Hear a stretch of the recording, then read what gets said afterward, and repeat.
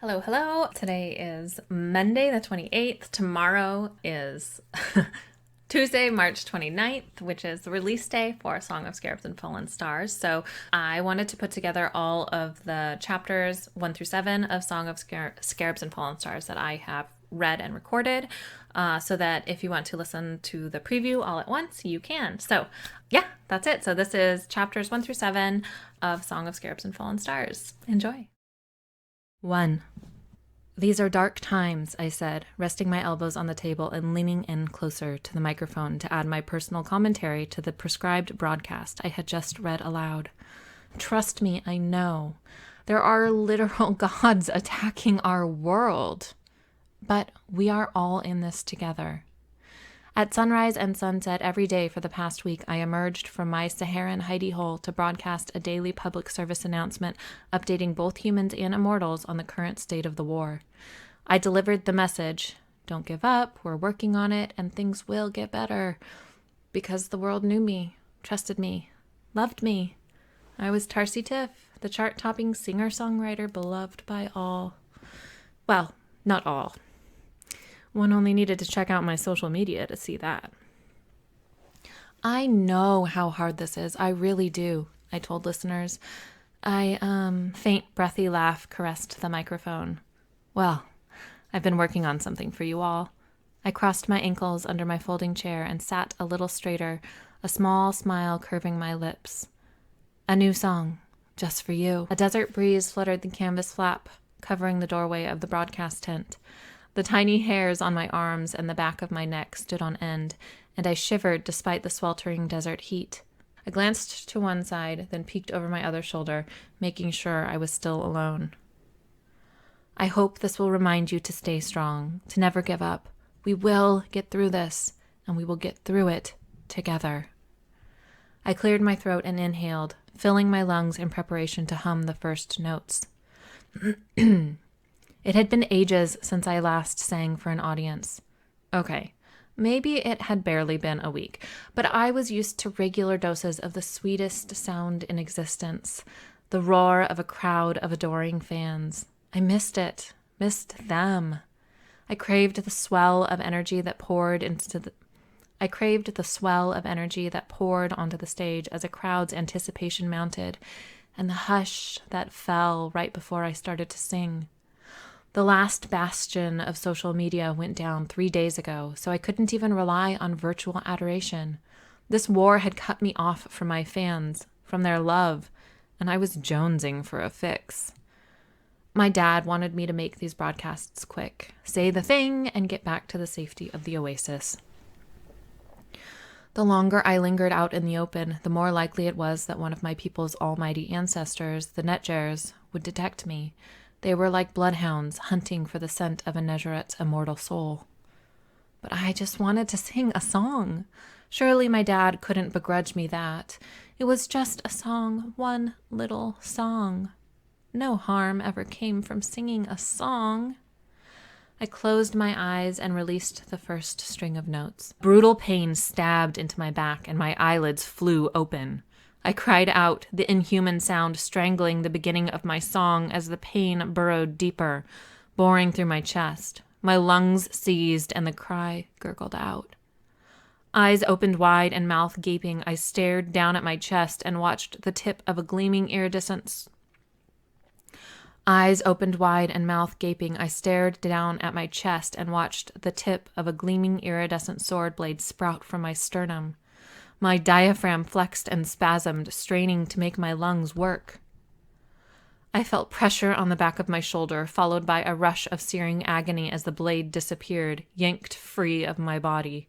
My vision momentarily whited out. But then the worst of the pain receded, and I could breathe again. Sort of. My lungs worked in fits and starts. The first shallow inhale carried with it the sensation of drowning. What?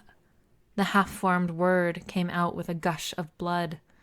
I coughed, sputtering crimson into the textured white surface of the folding card table and down the front of my tank top. Drops of blood splattered the exposed skin of my thighs below the frayed hem of my cutoffs. My vision grew fuzzy, slowly narrowing my view of the world to a dim tunnel.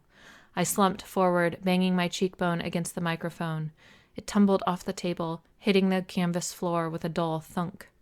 My arms hung limply on either side of my chair as blood dribbled from my mouth. It pooled on the table under my cheek, hot against my chilled skin. The darkness continued to close in until it was all I could see, until it was everything. I felt a lingering sadness that the world would never hear my song, my last song, but soon enough, even that faded away. Chapter 2. I woke to a pounding headache, ringing ears, and sand so far up my nose that if I started crying, it would probably come out in my tears. I flared my nostrils and inhaled through my mouth, intending to blow the breath back out through my nose to clear it. Massive backfire. Now I had sand up my nose and in my mouth. Spitting sand, I rolled from my stomach to my side and cracked one eyelid open to blinding sunlight. I immediately squeezed my eyes shut again. The sun beat down on me from high in the sky, saturating my exposed back with its pervasive heat.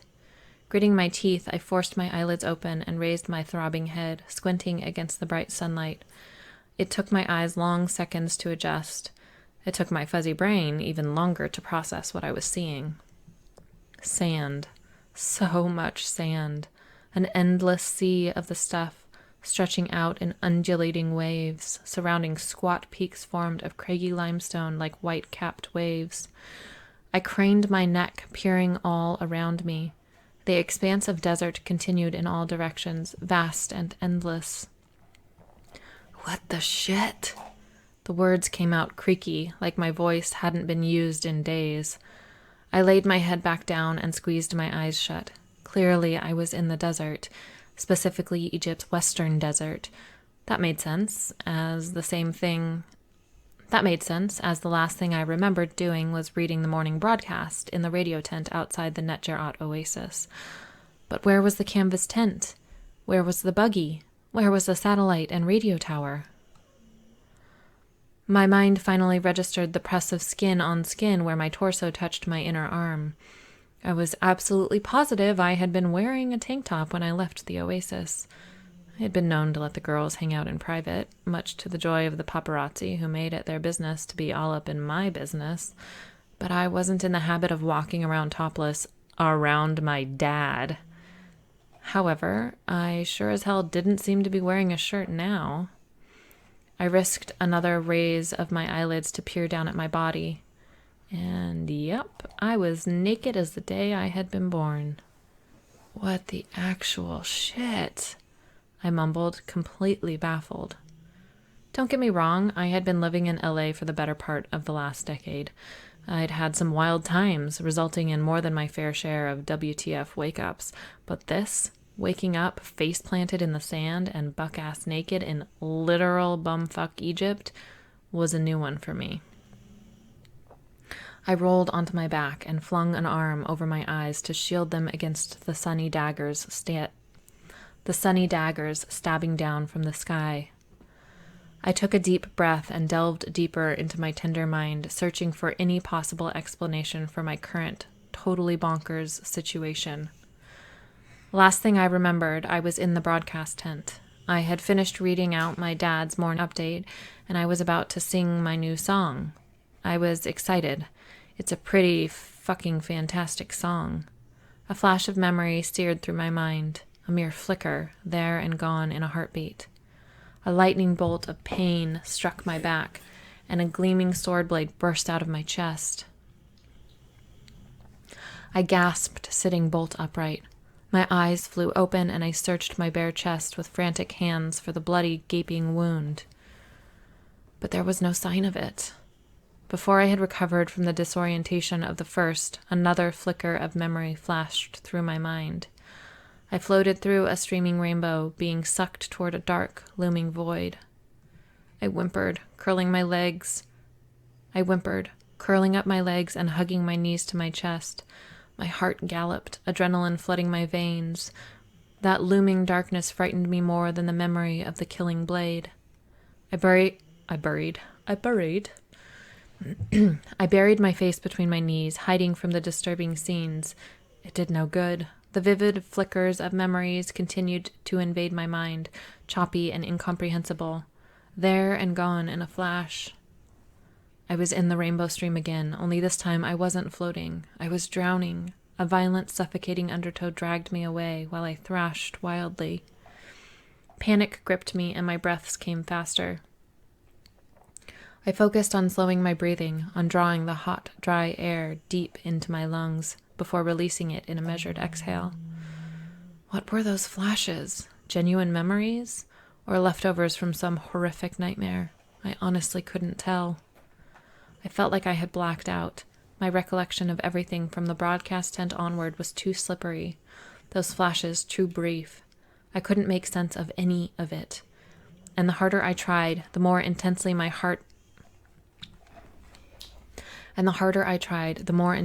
headache pounded. Regardless of the how and why of it, my strange situation remained the same. I was naked and alone in the desert in the middle of the day. I needed to find shelter from the blistering sun, and soon, before my delicate skin really did burn to the point of blistering. Blistering. I was Nezharet, descended from the all-powerful Netjers, currently assaulting our world, which made me immortal, so long as nothing killed me, but not indestructible.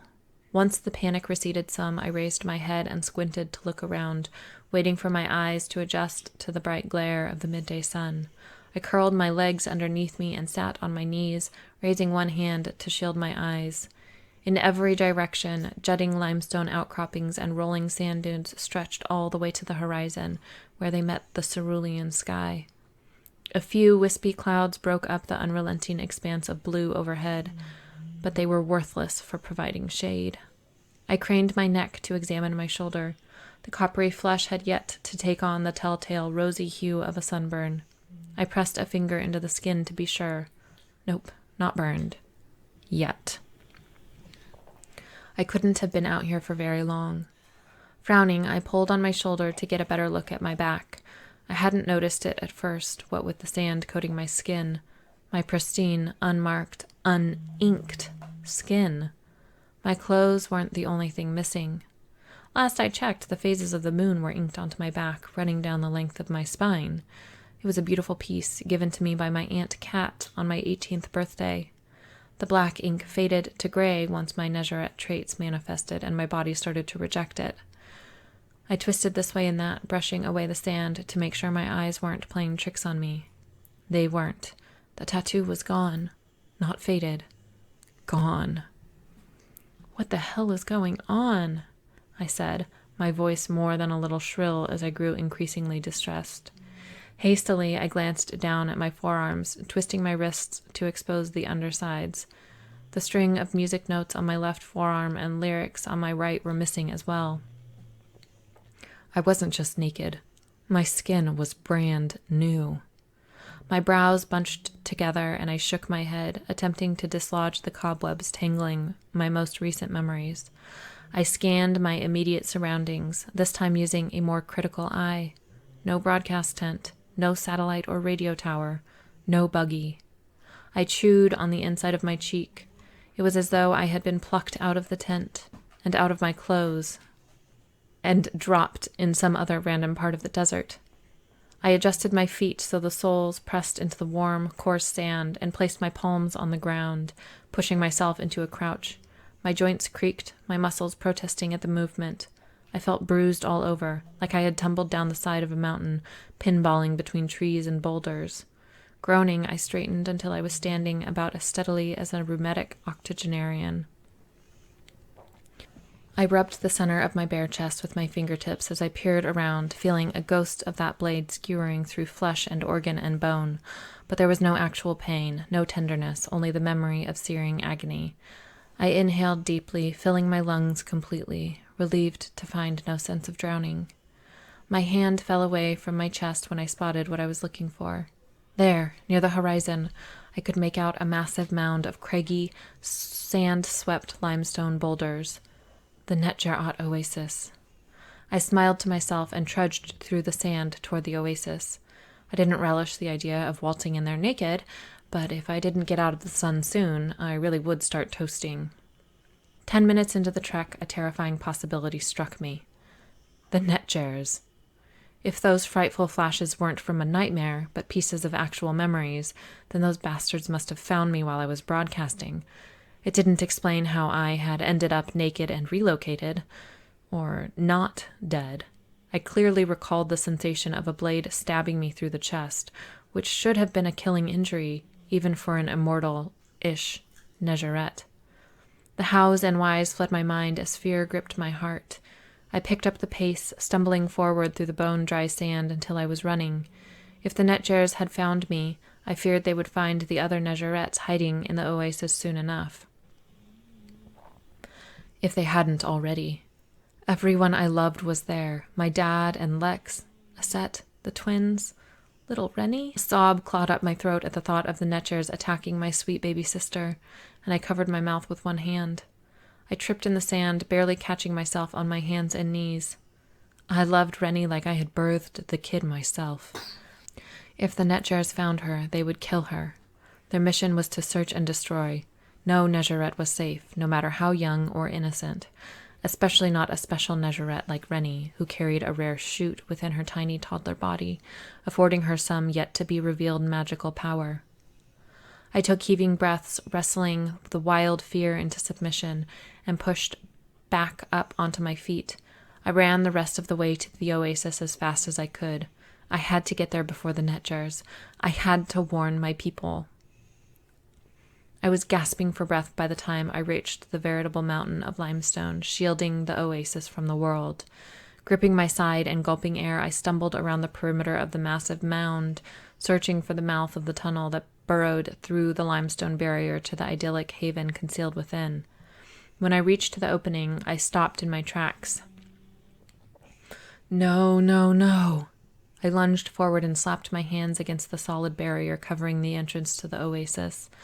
The tunnel was blocked by a thick opalescent sheet of Ott, the otherworldly substance created when the very fabric of space and time was pulled into the physical dimension and given solid form. The solidified Ott shimmered, iridescent in the unrelenting sunlight. Super pretty, also super impenetrable. Only a few Nezarettes could wield Ott, and 2 of them were supposed to be inside the Oasis right now. Had they done this? Had they sealed themselves inside the Oasis to protect the Nezarettes hiding within from our far more powerful ancestors? It would only buy them time. Once the netgers realized my people were in there, those monsters would tear through the dome of Ott, shielding the Oasis like it was cheap wrapping paper. I had to warn my family. Come on, I wailed, pounding the sides of my fists against the unbreakable barrier of Ott, blocking the one and only way into the Oasis. I dropped my arms to my sides and leaned my forehead against the impenetrable barrier. The Ott was smooth and warm, but not hot to the touch, like the limestone surrounding it. What is going on? The words fell from my lips, little more than a whisper. I turned around and, back pressed against the Ott barrier, slid down to the ground. Something dark and terrible slithered in my chest, constricting around my heart. Dread, sickening and insidious, settled in my belly. Those flickering still frames shifted around in my mind, expanding and gaining substance. I knew what had happened to me, why the others had sealed themselves in the Oasis, and the truth was too horrifying to face. I hugged my knees to my chest, feeling wretched and exposed. My chin trembled and tears welled in my eyes, quickly spilling down my cheeks. I squeezed my eyelids shut and pressed my cheek against my knee. My shoulders shook as silent sobs racked my body. Images flooded into my mind, coalescing into scenes and fusing into a cohesive sequence, into a full-fledged memory. I was in the broadcasting tent, staring down at the tip of the shimmering blade protruding from my chest. The blade was yanked free of me, and I fell forward, drowning in my own blood and lamenting the song that would never be sung. Suddenly, I was floating above my body, staring down at myself. The change in perspective was disorienting, but oddly enough, not disturbing. It was as though all of my fears and worries died with my physical body. I slowly floated backward, my discarded body shrinking as distance separated me from it. With a pop, I passed through a filmy barrier and floated into a gently swirling sea of vibrant colors. The soul energy. I was in Duat. I realized the blissful realm where mortal souls mingled after death. An overwhelming sense of peace and calm settled into me, and I basked in the serenity of it all. The tranquility vanished as I passed through another barrier. This one was a dark and menacing void. It was the cold absence of life, of light. It clung to me, oily and clammy, viscous, hungry. The fear I thought I had left behind surged forth, and for an infinite moment that nightmarish darkness held me captive. There was a strange suctioning sound, like pulling a boot free from the mud, and a cool, glittering mist replaced the dark void. It was silvery and so thick I could hardly see through it. I felt my chest, but I could find no wound, no stain of blood on my tank top. I turned around and around, peering into the mist, into the utter stillness, the complete silence. This had to be Aru, the inescapable land of the dead, the prison the Netchers built to hold Nezaret's immortal souls. A whisper of sound cut through the silence, and I moved toward it. A shadowy silhouette took form. I rushed forward, the slap of my sandals on hard-packed ground echoing through the mist. As I ran, more silhouettes became visible, other Nezarettes. Before I could get close enough to see anyone clearly, a blinding flash of light vaporized the mist, and I was surrounded by shouting, screaming. Silence fell sudden and deafening. I blinked, and Aru and all the other Nezarettes vanished. I was back in that rainbow sea of soul energy, in Duat, only this time the current wasn't gentle and welcoming. It was violent and raging, throwing me about, sweeping me away, tearing me apart. I tumbled and rolled, unable to get my bearings. Just when I thought I couldn't take any more, the mystical maelstrom stopped. Once again, I floated along in a lazy current, my soul bruised and battered. I sensed the barrier to Aru before I saw it, a dark, looming wall, a sucking void. It drew me closer, a moth to a fatal flame. But before Aru could reclaim me, an invisible hook caught in my heart.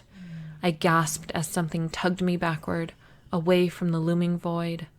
My arms and legs trailed through the rainbow current, streaming wake in the soul energy. I heard a pop, and another blinding flash of light consumed the world.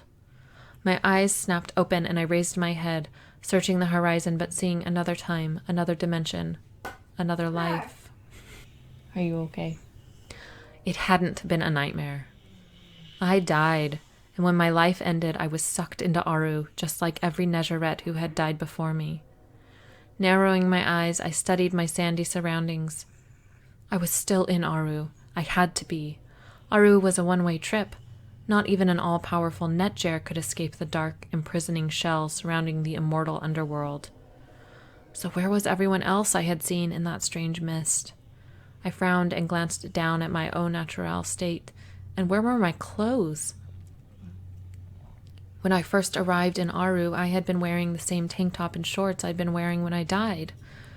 I returned my attention to the endless stretch of sand and limestone.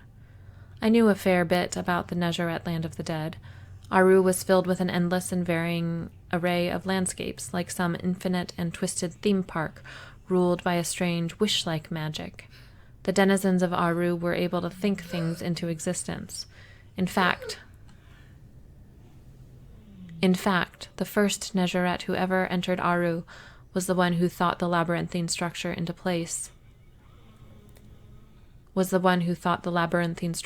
place into existence. So far as mythical underworlds went, it wasn't half bad. I stood and peered down at myself, imagining a tank top and shorts covering my extreme nakedness. Nothing happened. My brow furrowed, and I tried again. I pictured myself wearing that stupid outfit until a sharp, stabbing pain joined the dull throbbing inside my skull. But still, nothing happened. I remained as naked as ever. With a sigh, I gave up. Clearly, there was some trick to the strange magic. Either that, or I was no longer in Aru. And that was impossible. 3. I stalked around the rocky mound covering the Netjar Oasis.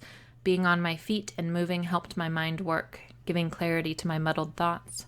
The longer I pondered my predicament, the more the impossible became probable. I couldn't get Aru's strange magic to work because I wasn't in Aru. I died. That was a certainty.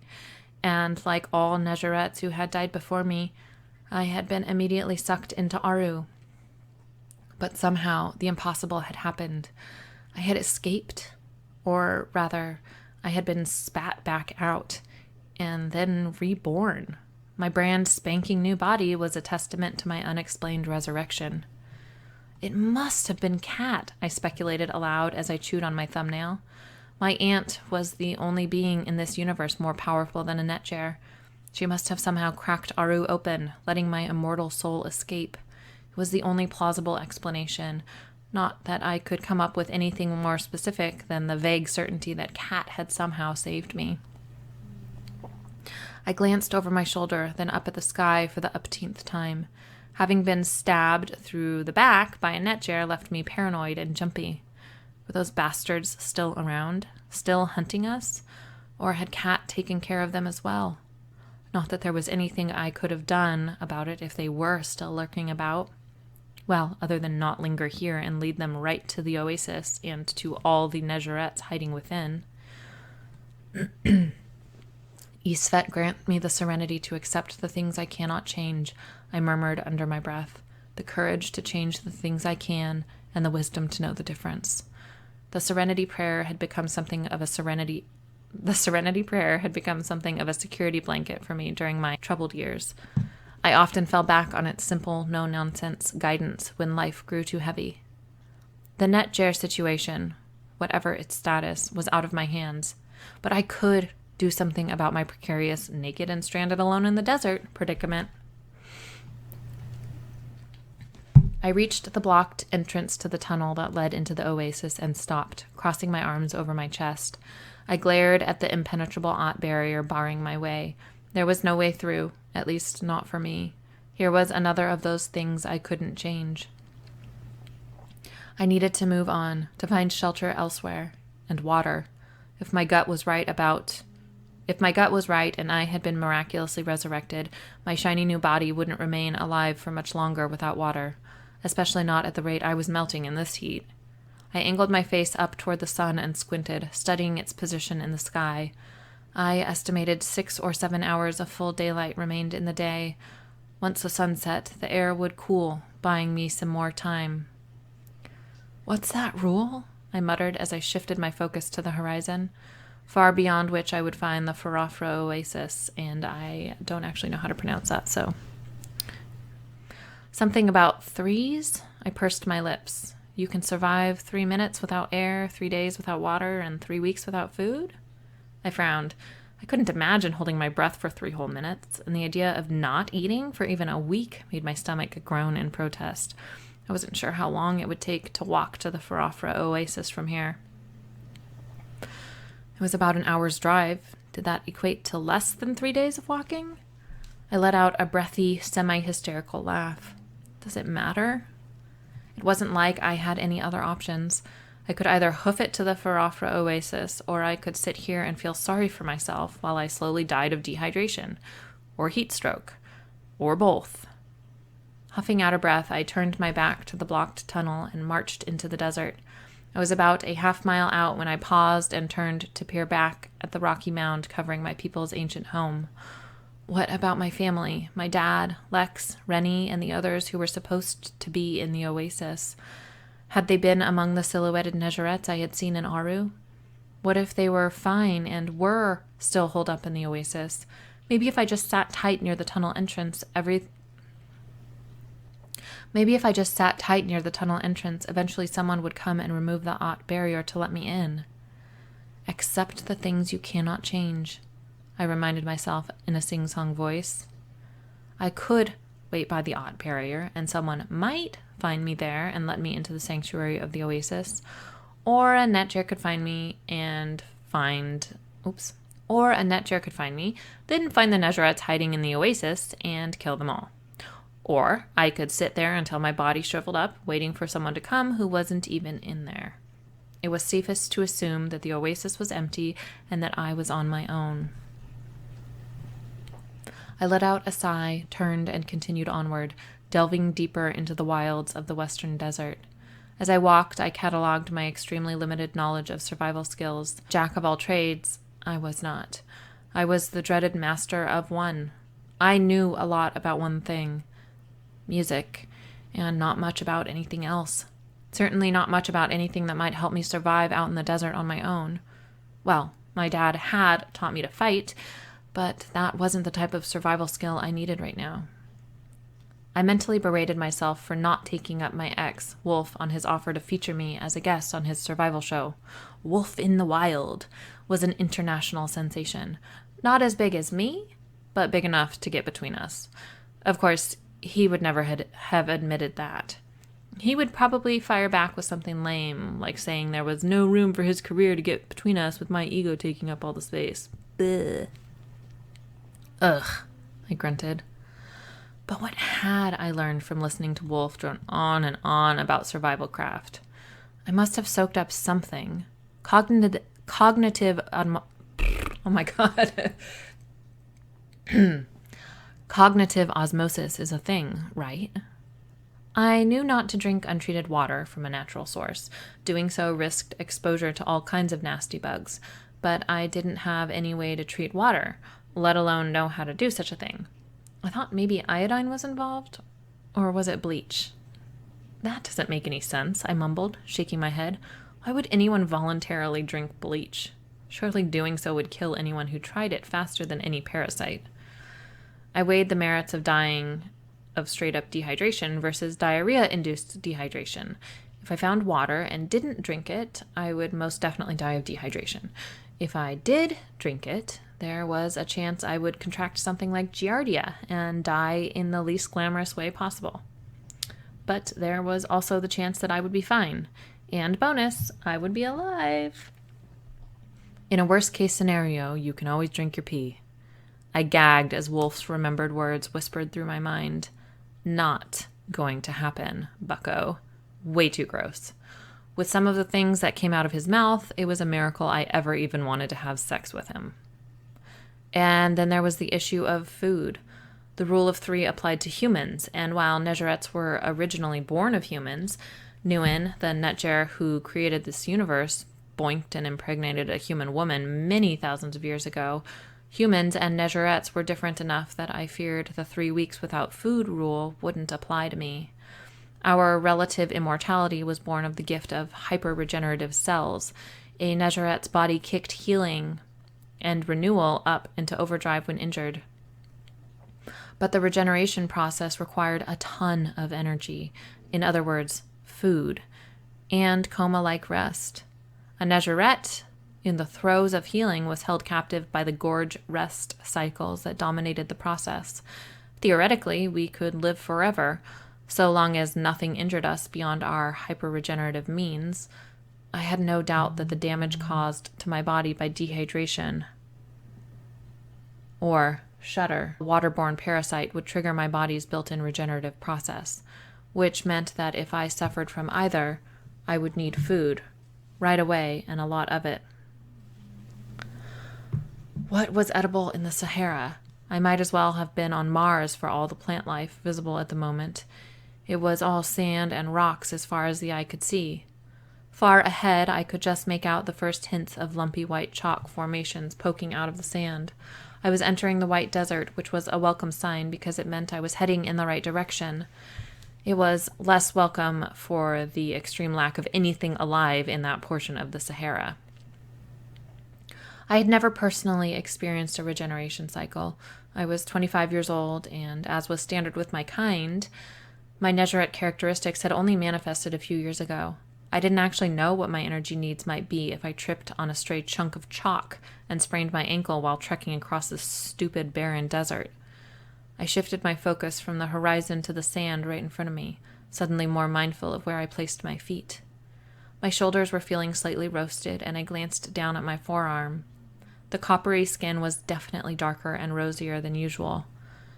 No sunburn test required. Would a bad sunburn trigger a regenerative cycle? I wasn't sure. I picked up the pace. At least it wasn't crazy hot. I estimated the temperature to be around 90 degrees, which was a little cooler than the desert had been lately. It seemed like every time I emerged from the pseudo-cavern of the Oasis, I was smacked in the face with a 100-degree wall of hot, dry air. Not that I minded. My friends joked that I had the aged, skin-damaged soul of an 80-year-old snowbird, but I preferred to call myself a sun chaser. Misery was spending more than a day or two under overcast skies and dodging rain showers, or worse, snow. When I wasn't touring, I was out basking in the sun under the protection of a thick layer of SPF 100. While my soul was well acclimated to spending long periods of time under the sun, since manifesting my Nezarite traits, my skin was another matter entirely. I couldn't tan. My skin cells constantly shed and renewed. It meant I would never wrinkle, never get freckles or moles or sunspots, but I also would never develop calluses, leaving the bottoms of my feet hypersensitive and the tips of my fingers prone to bleeding when I played the guitar. And if I ever dared to spend over 10 minutes in the sun with unprotected skin, I would burn. About an hour into my desert trek, I was well into the white desert, and the skin on my shoulders was feeling decidedly crispy. All around me, white chalk formations jutted out of the golden sand like meringue peaks. I should have reached the desert road by now. Even if sand completely covered the road itself, the darker limestone blocks periodically marking the route should have been easy enough to spot among the sea of stark white chalk. But I hadn't seen a single road marker. Awkwardly, I climbed to the top of the nearest chalk formation, one that looked like a 10-foot cresting wave, and raised my hand to my forehead to use as a visor. I scanned the petrified sea of white chalk, my heart sinking deeper and deeper into my stomach with each slight rotation. "Come on," I murmured. "Where's the stupid road?" A pile of golden rocks standing out in stark contrast to the white chalk caught my attention, and I squinted to focus. It was in something of a valley between a string of taller, tree-like chalk formations. Rocks didn't just stack themselves up like that, especially not limestone rocks in a place where chalk dominated the landscape. Even from a good 200 yards out, I could tell it was a man-made cairn. I hustled down the side of my dune and hurried toward it. As I drew near, a large limestone block came into view, another 100 yards or so beyond the stacked stones. Finally, a road marker.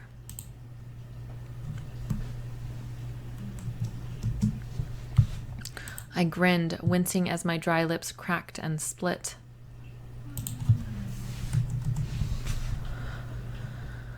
Ow! I touched a fingertip to my bottom lip and it came away crimson.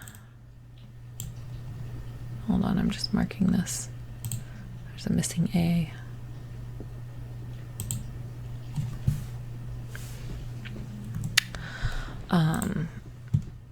Ow! I touched a fingertip to my bottom lip and it came away crimson.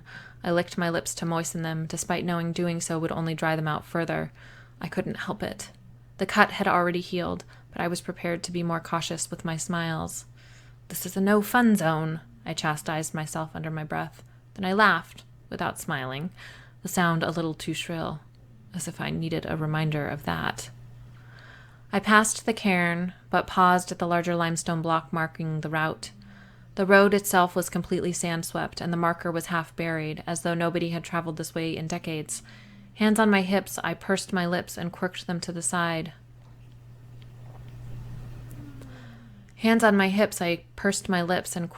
One side, studying the block for a long moment before looking up the road one way, then down the other. "This is weird," I told myself. Really, really weird. I had been on this road barely a week ago, and it had appeared well-traveled. There hadn't been any notable sandstorms since then, so how had the desert suddenly reclaimed the road? I returned my attention to the limestone road marker. The block's edges were the sharpest of any ancient road marker I had ever seen. Most had been extremely eroded by wind and sand over the thousands of years that had passed while they stood sentry. Groaning, I let my head fall back as my hands slipped from my hips. I'm so thirsty. I whined and wallowed in self-pity for a solid 30 seconds. I inhaled purposely and raised my head before blowing out the breath. Water wasn't going to deliver itself to me from the Farafra Oasis. I needed to get my crispy butt there myself. And so, after a deep breath, I started along the desert road. Another couple of hours passed, and the soles of my feet were feeling decidedly raw. I was too much of a wuss to look, knowing that seeing the no doubt ravaged state of my feet would make the pain 10 times worse. Dehydration was setting in, fogging my brain. 3 times now I would have sworn I saw the shimmer of water in the distance, only to have it vanish in a stupid blink. Only to have it vanish in a blink. Stupid mirages. I sang to myself to help pass the time and to distract my mind from my body's increasing aches and pains. I worked on half-finished songs, adding new verses and lyrics. Damn, I said when I finally sang the perfect final verse in a song I had been writing and rewriting for the better half of a decade. That was epic. Baz'll make it a lead single for sure. My manager was going to pee his ridiculous plaid pants when he heard the finished song. I could already see the glazed-over look in his eyes, the ghosts of dollar signs spinning in his soulless pupils. I considered scratching myself deep enough to draw blood so I could jot down the lyrics on my skin. I really didn't want to forget them, but even as I considered doing so, the exact shape and form of the verse slithered away. My eyes stung with a sudden welling of tears. I stopped in my tracks and bowed my head, my shoulders slumping, as I fought the urge to cry. I couldn't believe I was on the verge of tears, over song lyrics of all things. I didn't even know if Baz was still alive.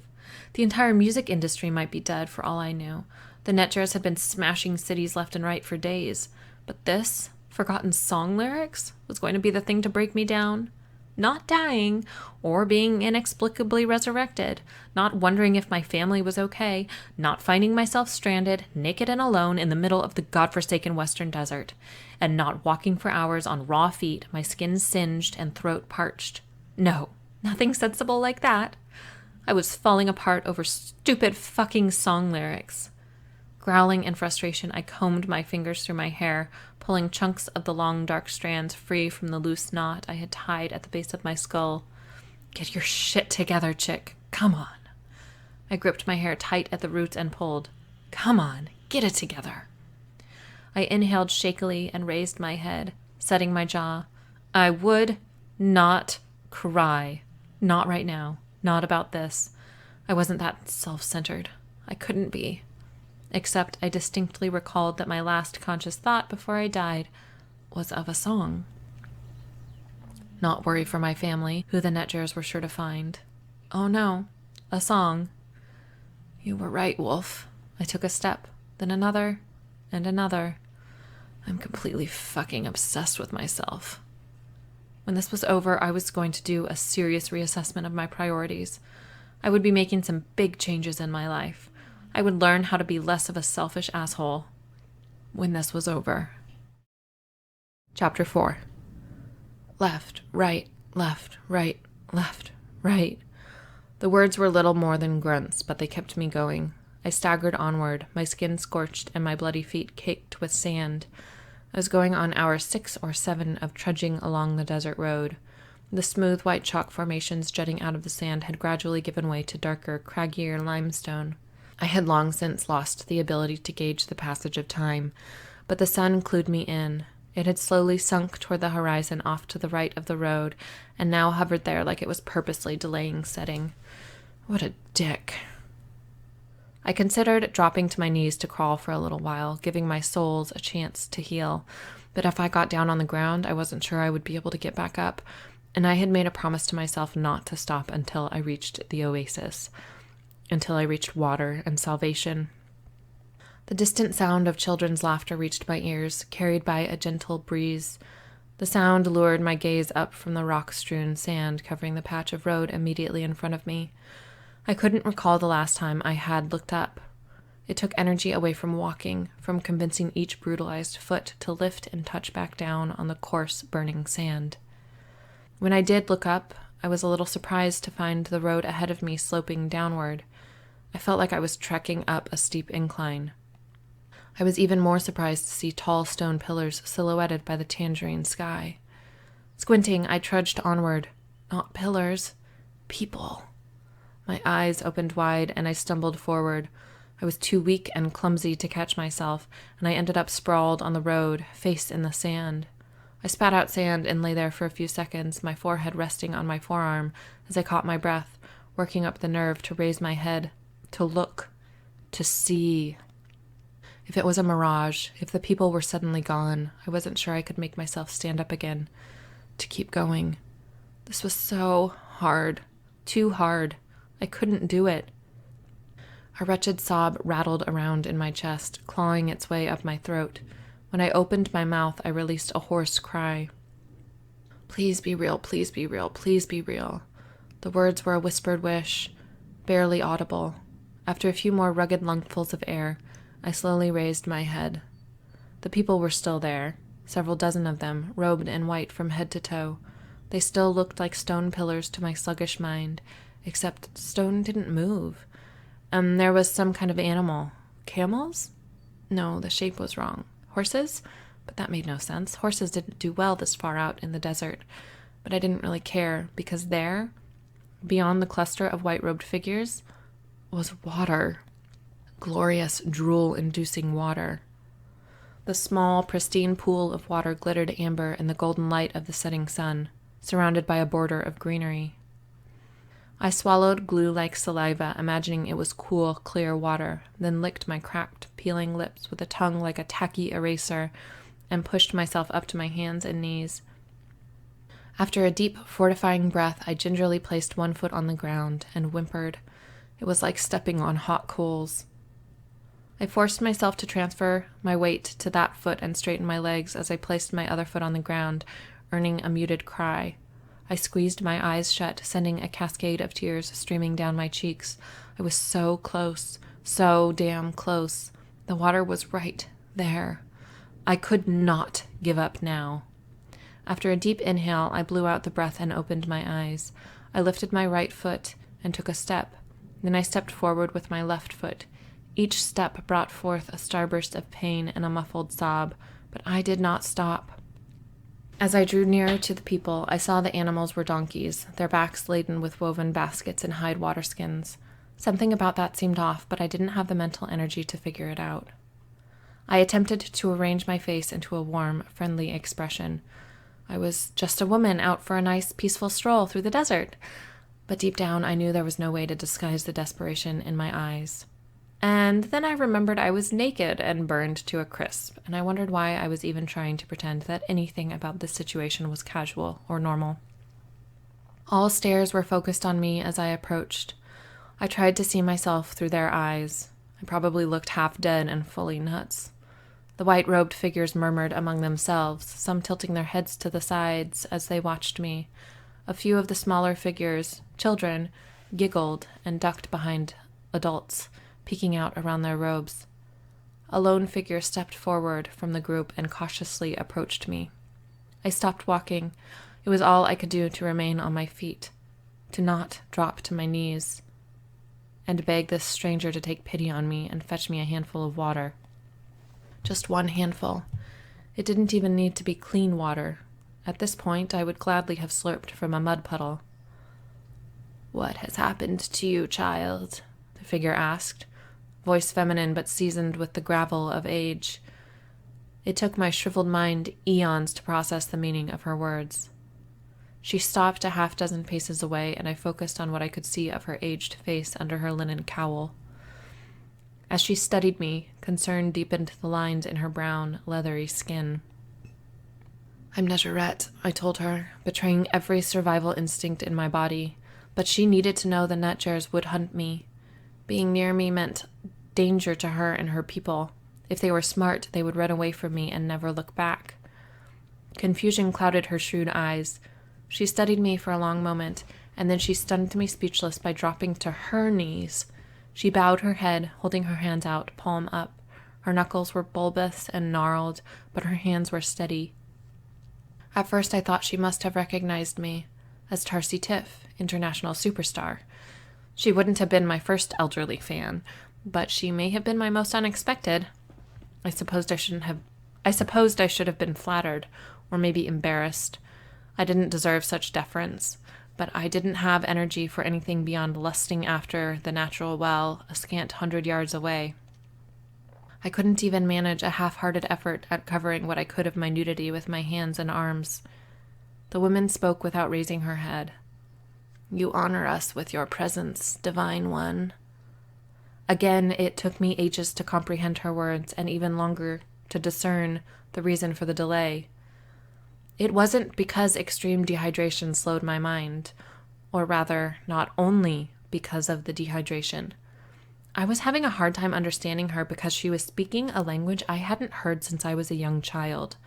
My native tongue, Old Egyptian.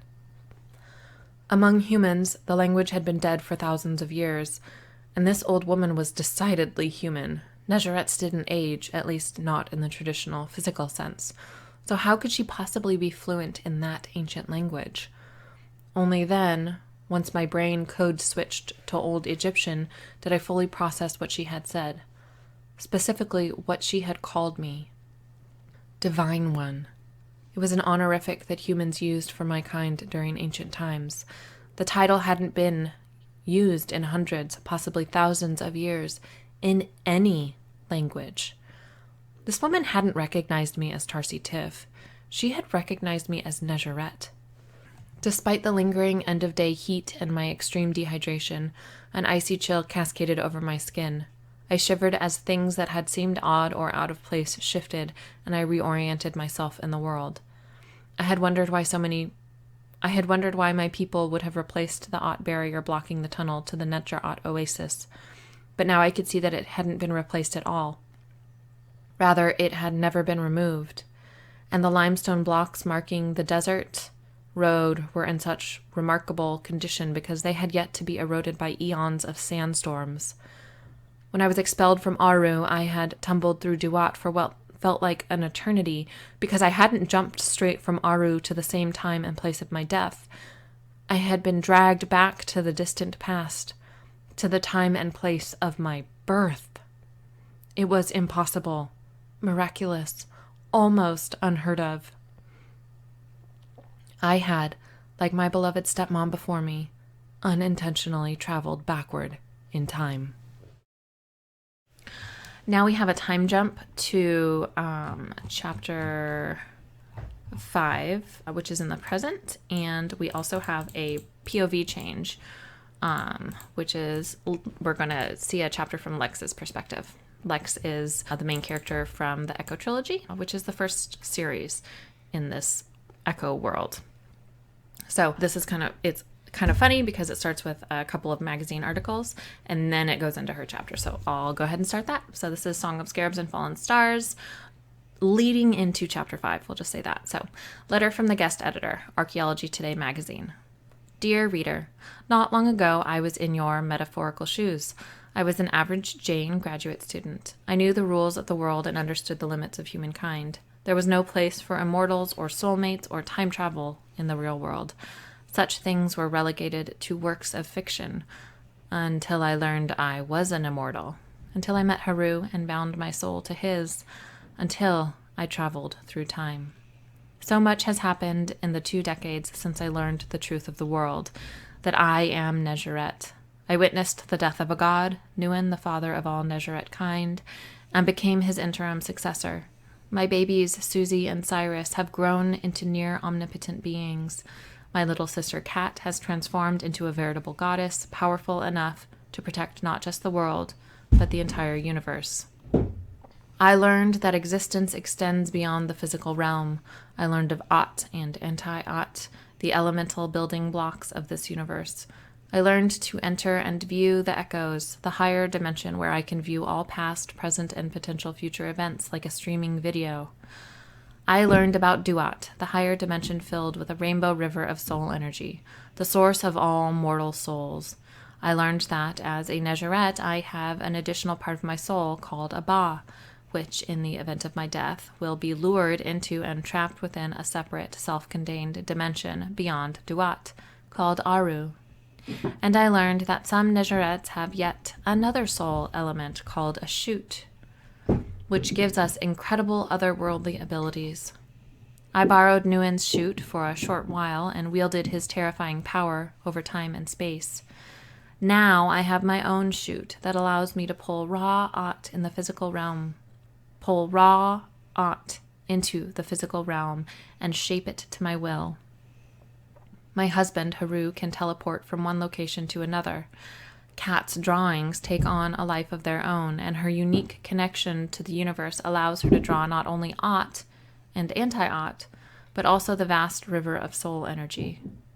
It seems like magic, I know. Like the familiar world is no longer bound by the rules of physics. Like there is no place for science in this new reality. But as Arthur C. Clarke said, magic's just science that we don't understand yet. I know it's scary. I know these recent revelations require an enormous paradigm shift within each of us. But you will get through this. We all will. Together. Remember, Nezarets may descend from Nuen, a nearly omnipotent being from another universe, but we also descend from you, from humans. My mother was human. My grandmother was human. I was, until my Nezaret traits started to manifest when I was 24 years old, human. We are not the enemy, the other. We are of you, and we must all remember that in the difficult days to come. I have worked closely with the editors and writers of Archaeology Today to bring you this special issue on the history, science, and archaeological record of my people. If you have any further questions or concerns after reading this issue, please reach out to the Nezaret Human Relations Agency. Sincerely, Alexandra Larson. And then here's the next article. And the Stars Will Fall from Heaven, an op-ed piece from Archaeology Today magazine. Do the gods now walk among us? Are we entering the end of days? Who are these mysterious immortals who call themselves Nezarets? And why are they here? It may feel as though the Nezarets have invaded our planet, that they are the ancient aliens so many conspiracy theorists have long hunted. These immortals couldn't possibly be as native to Earth as you or me, right? Evidence suggests a bit of both. Let's examine the archaeological record to understand a little more about the origins of the Nezaret species. Evolution or divine intervention. According to Haru, one of the Nezaret leaders, his species is Homo sapiens Nezareth, an offshoot from our own Homo sapiens sapiens, much like our cousin species, the more familiar Homo sapiens neanderthalensis. However, unlike Neanderthals, with whom we share a common ancestor, the Nezarets are direct descendants of our species. During a candid press conference, Haru explained that Nuen, one of the near-omnipotent creators of our universe, implanted himself into the womb of a pregnant human woman many thousands of years ago. He lived as one of us, and his progeny, born of human mothers, became the beings we now know as Nezarets. Nezarets have inherited many enviable perks from their great father, including but not necessarily limited to heightened senses and enhanced cellular regeneration, the latter of which leads to their extreme longevity. Haru, though unwilling or unable to pinpoint his exact date of birth, insinuated that he has been alive for over 5,000 years, and he is not even the oldest among his kind. While these traits may seem like something straight out of a fantasy novel, some of the world's top geneticists have been studying Nezaret blood and tissue samples since their public coming out last month. In the weeks since, these devoted researchers have detected several genetic markers that they believe cause the notable differences between our two species. Egyptologists have been scouring the historical record for evidence of Nuen, as well as Haru, more commonly known as Horus to mythology buffs, Hathor, more commonly known as Hathor to the supposed ancient alter ego of Alexandra Larson, Aset, more commonly known as Isis, Nikure, Aset's son, known as Nick among devoted admirers, Tarset, Haru's daughter and beloved pop star, better known as Tarsi Tiff, and many more. Temples, tombs, and other preserved historical sites spread across Egypt support Haru's claims. There is even mention of an ancient Nezarite homeland in a lost oasis, long buried under the sands of the Sahara. When asked about the events that led to the ancient diaspora of his people, Haru turned the microphone over to his wife, Alexandra, who claimed that the events surrounding Nguyen's death destroyed the oasis, though this hasn't stopped archaeologists and treasure hunters from seeking it. Alexandra knows this because she was there, a modern woman supposedly transported across a vast chasm of time to the ancient past. Time traveling? Teleportation? Surely such abilities are impossible. Chapter 5. Lex. I blew out an annoyed breath and tossed the open magazine down on the coffee table in front of me. How had everything gone so wrong so fast? For 2 decades, after the special issue oh my god, my brain is not working. For 2 days after the special issue of Archaeology Today released, moving record copies, I might add, it looked like we were making genuine progress on the human-Nezarite relations front. But then the Netchers invaded, smiting cities all over Earth in their effort to exterminate all Nezarite life. We did the only thing we could do. We fled to the safety of our hidden oasis. I may have exaggerated the level of destruction there, just a smidge. It had been lost for millennia, hidden under a mountain of limestone and thousands of years of sand, but beneath all of that lay the ancient Nezarite settlement, perfectly preserved and awaiting our return. Of course, humanity had a completely understandable reaction to us fleeing. They blamed us for everything.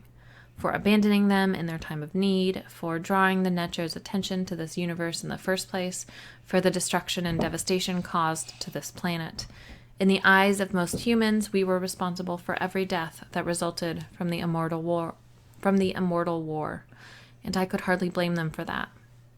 A squeal drew my attention to the wrestling match taking place on the floor of the playroom. Cyrus struggled under the dual assault of his tiny attackers. My baby girl, Rennie, giggled maniacally as she clung to my full-grown son's back like a barnacle, while her partner in crime, Bobby, rained tickles of fury upon Cyrus's feet. The corners of my mouth tugged upward, but my worries weighed too heavily upon my mind to result in anything beyond the tiniest of smiles. We had been hiding in the oasis for well over a month now. The Netcher threat was gone, driven away by Cat during the epic battle that led to the destruction of Aru and the resurrection of our people. Now it was the humans who had us cowering in fear, or at least what remained of them. And again, I could hardly blame them for their hatred, their condemnation. Billions of people died and remained dead, while every Nezarite who had fallen as a casualty of the immortal war had been granted a miraculous rebirth. It wasn't remotely fair, and it was our fault, but the continued aggression served no purpose other than to fuel humanity's hatred of Nezarites. They wanted us gone, but we had nowhere else to go. I looked to the doorway as Susie walked into the playroom. She eyed her twin brother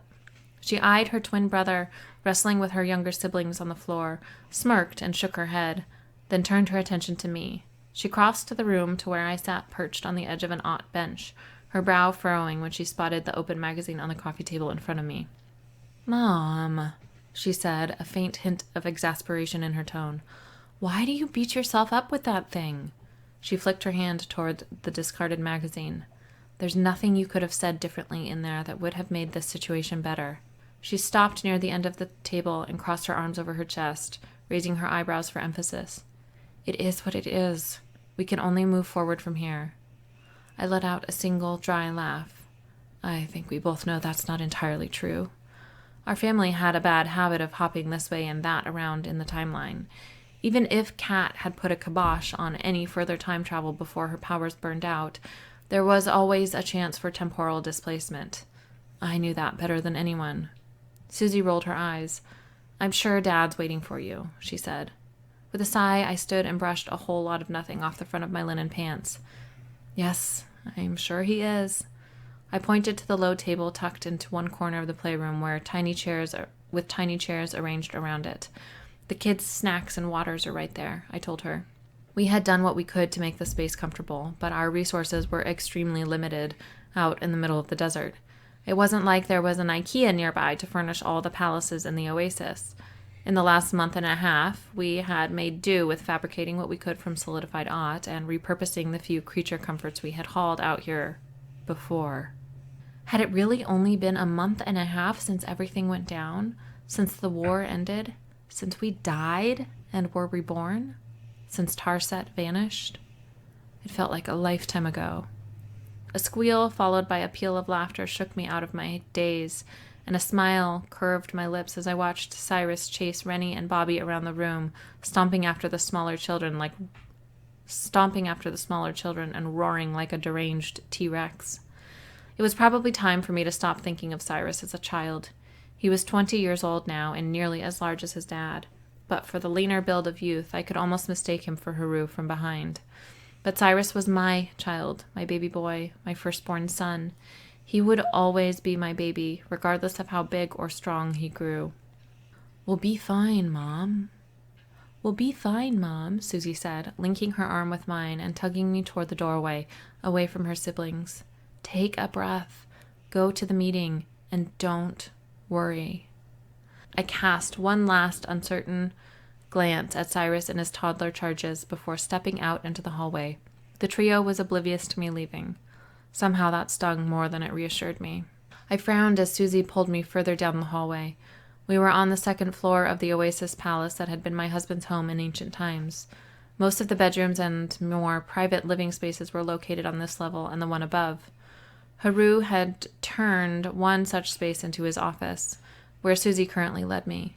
Half of my mind was on Haru and the upcoming meeting with the rest of the heads of clans, but the other half lingered back in the playroom on my grown boy, my baby girl, and my adopted son.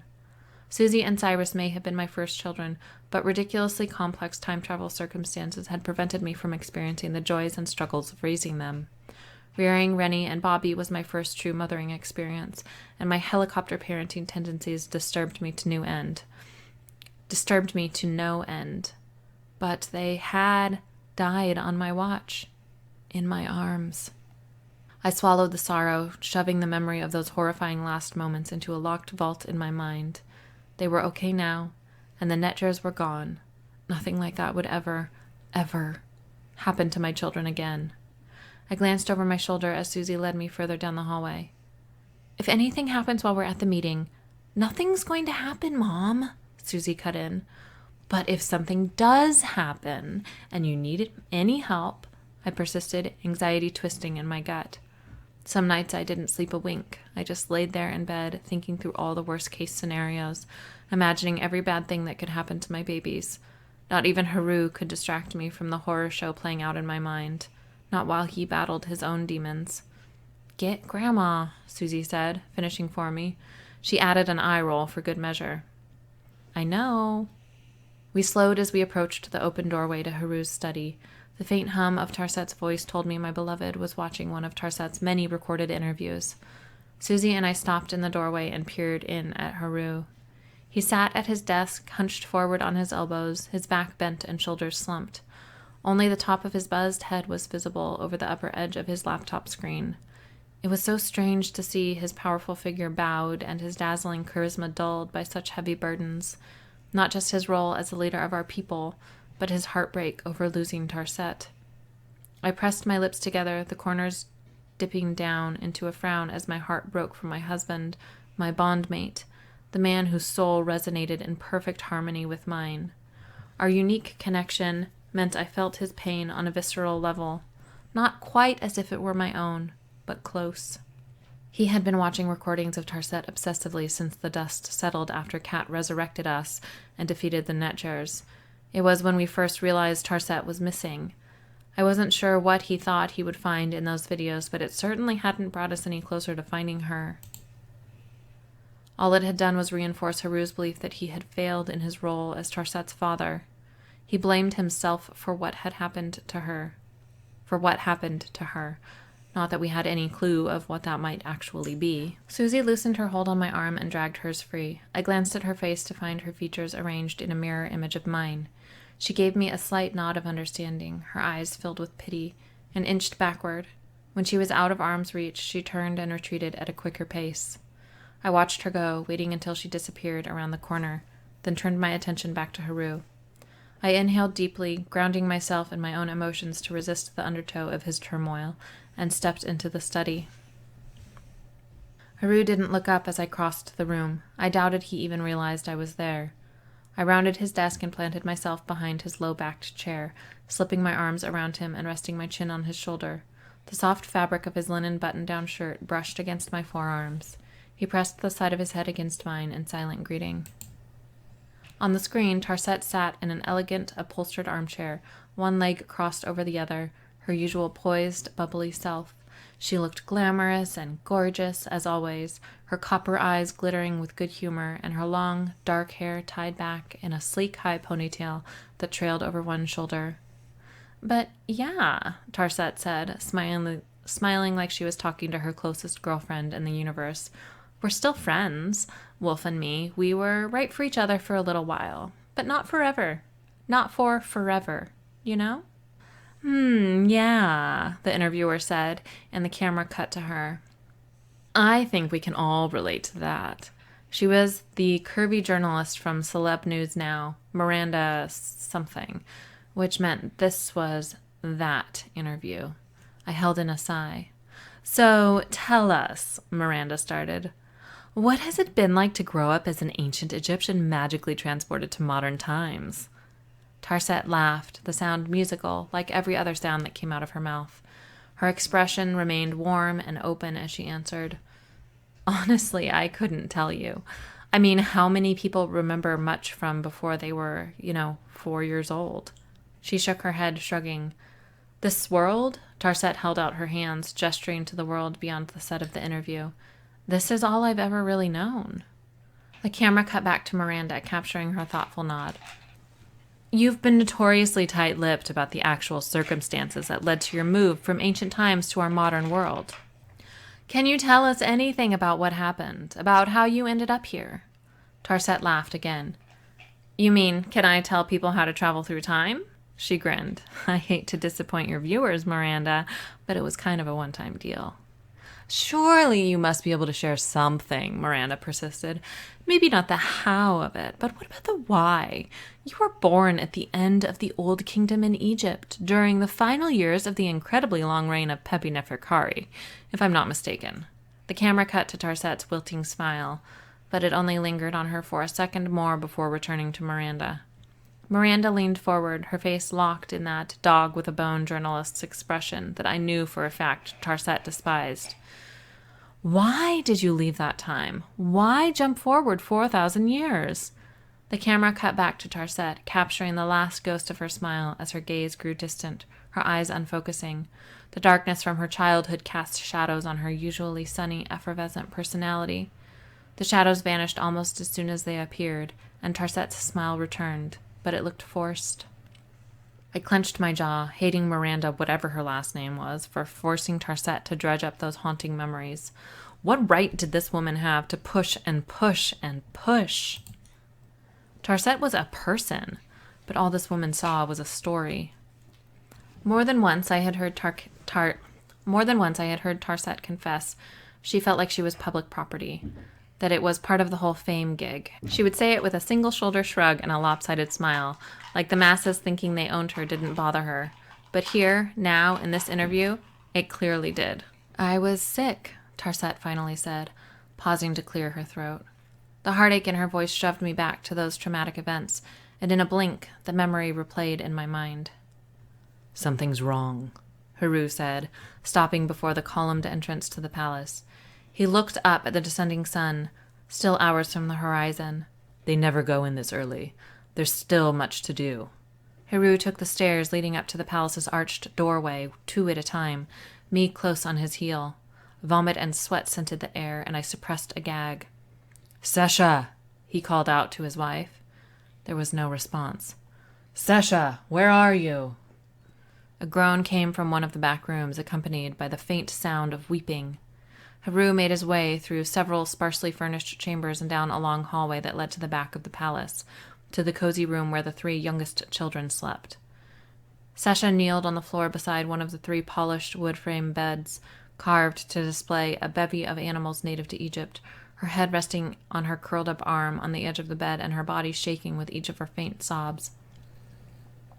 Tarset lay atop the bed, her skin pallid and coated in a sheen of sweat, her breaths quick and shallow. A brief glance at the other beds told me the children occupying them were also unwell, but not nearly as ill as Tarset. "Sasha!" Haru strode into the room and dropped to his knees beside his wife. When Sasha didn't look up, didn't show any sign of having heard him, he shook her shoulder. "Sasha!" She raised her head and turned red-rimmed eyes on him. With a wail, she threw herself into his arms and cried harder. While Haru attempted to comfort her, I made my way around the room, checking on the other two children.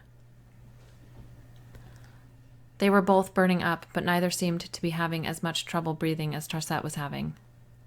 I stopped at the head of Tarset's narrow bed and stared down at her. Her eyes were closed, her mouth open, and each ragged, rattling breath was clearly a struggle. My stomach knotted and fissures laced through my heart. Not her, not the little girl I had grown to love so deeply. "What happened?" I swallowed roughly. "How?" Without warning, Sasha spun on her knees and wrapped her arms around my thighs, hugging my legs. "I beg of you, save her!" She stared up at me with hope-filled eyes. "Please!" Slowly, I shook my head. "I don't know how to." "Please!" she cried, desperation making her voice hoarse. "Please! You must be able to do something. Whatever you say, you have the powers of the gods. I know you do. Please, Alexandra. Use this great power you have. Save my little girl, please." "Don't drink any water. It's been poisoned," Aset said as she rushed into the room, Nick close on her heels. She scanned the beds quickly. "But I see I am too late." "Can you save them?" Haru asked his sister, his voice rough. Aset approached the foot of Tarset's bed and shook her head. "I can do nothing for her, but the other two I may be able to save." She moved to the youngest boy's bed and bent over the child. My throat constricted. Aset, a renowned doctor in the future, was a healer even now. But not even her skills could save the little girl who'd snuggled her way into my heart. Tarset was going to die. A sob lodged in my throat. Not her. "Please." Sasha's hands were clutching the backs of my legs so hard that it was painful. "Help her." "There was no way to save me using the medicine available at the time," Tarset said, her voice dragging me back to the here and now. "And, well," her forced smile on the screen faded as the shadows of the past returned and her gaze grew glassy. This time she didn't banish the darkness with a smile. "I was delirious. I don't really know how much is memory and how much is from a fever dream. My mom..." Her voice broke and she averted her gaze to her lap, where she fiddled with the thick gold band encircling her left thumb. It had been her mother's. She closed her eyes and took a deep breath. "Lex, my stepmom." Tarset opened her eyes and a tiny smile touched her lips.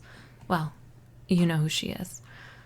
The entire world does. She saved me the only way she could, by turning me into a type of otherworldly statue, preserving my body here on Earth while my soul waited in some other dimension outside of time and space. It's all super complicated," she said, interrupting her own explanation.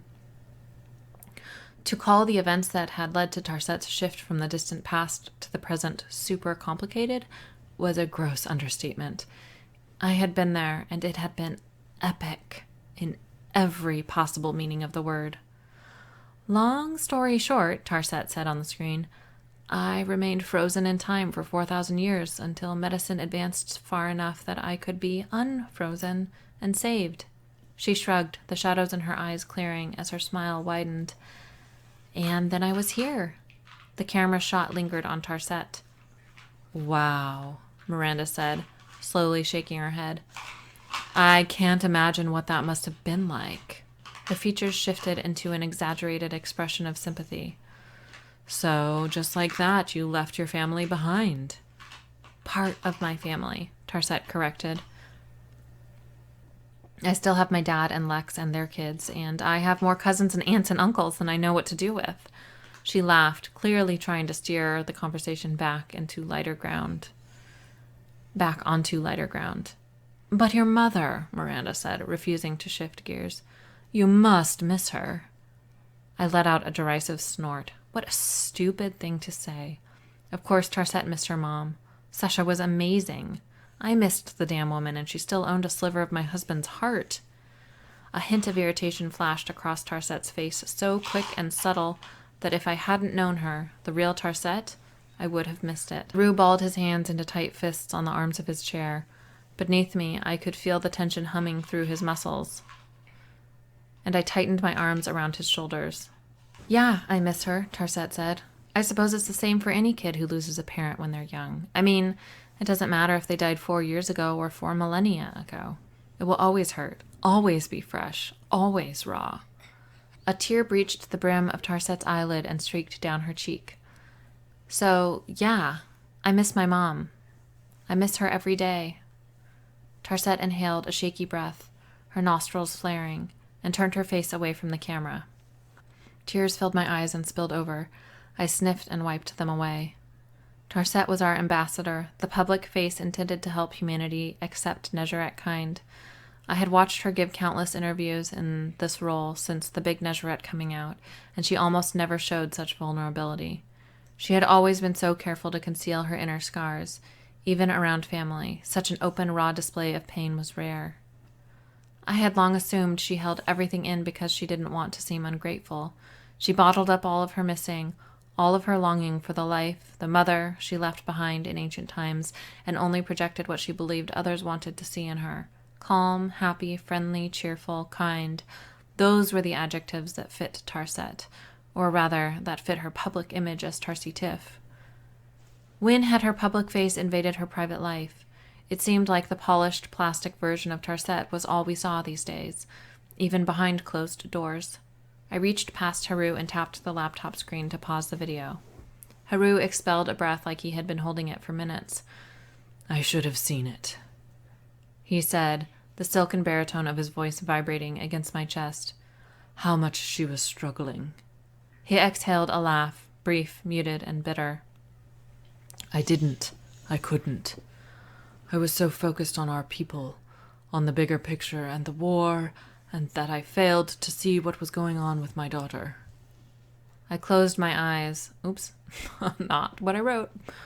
Closing my eyes, I turned my head toward Haru, pressing my face into the crook of his neck and inhaling his intoxicating, spicy scent.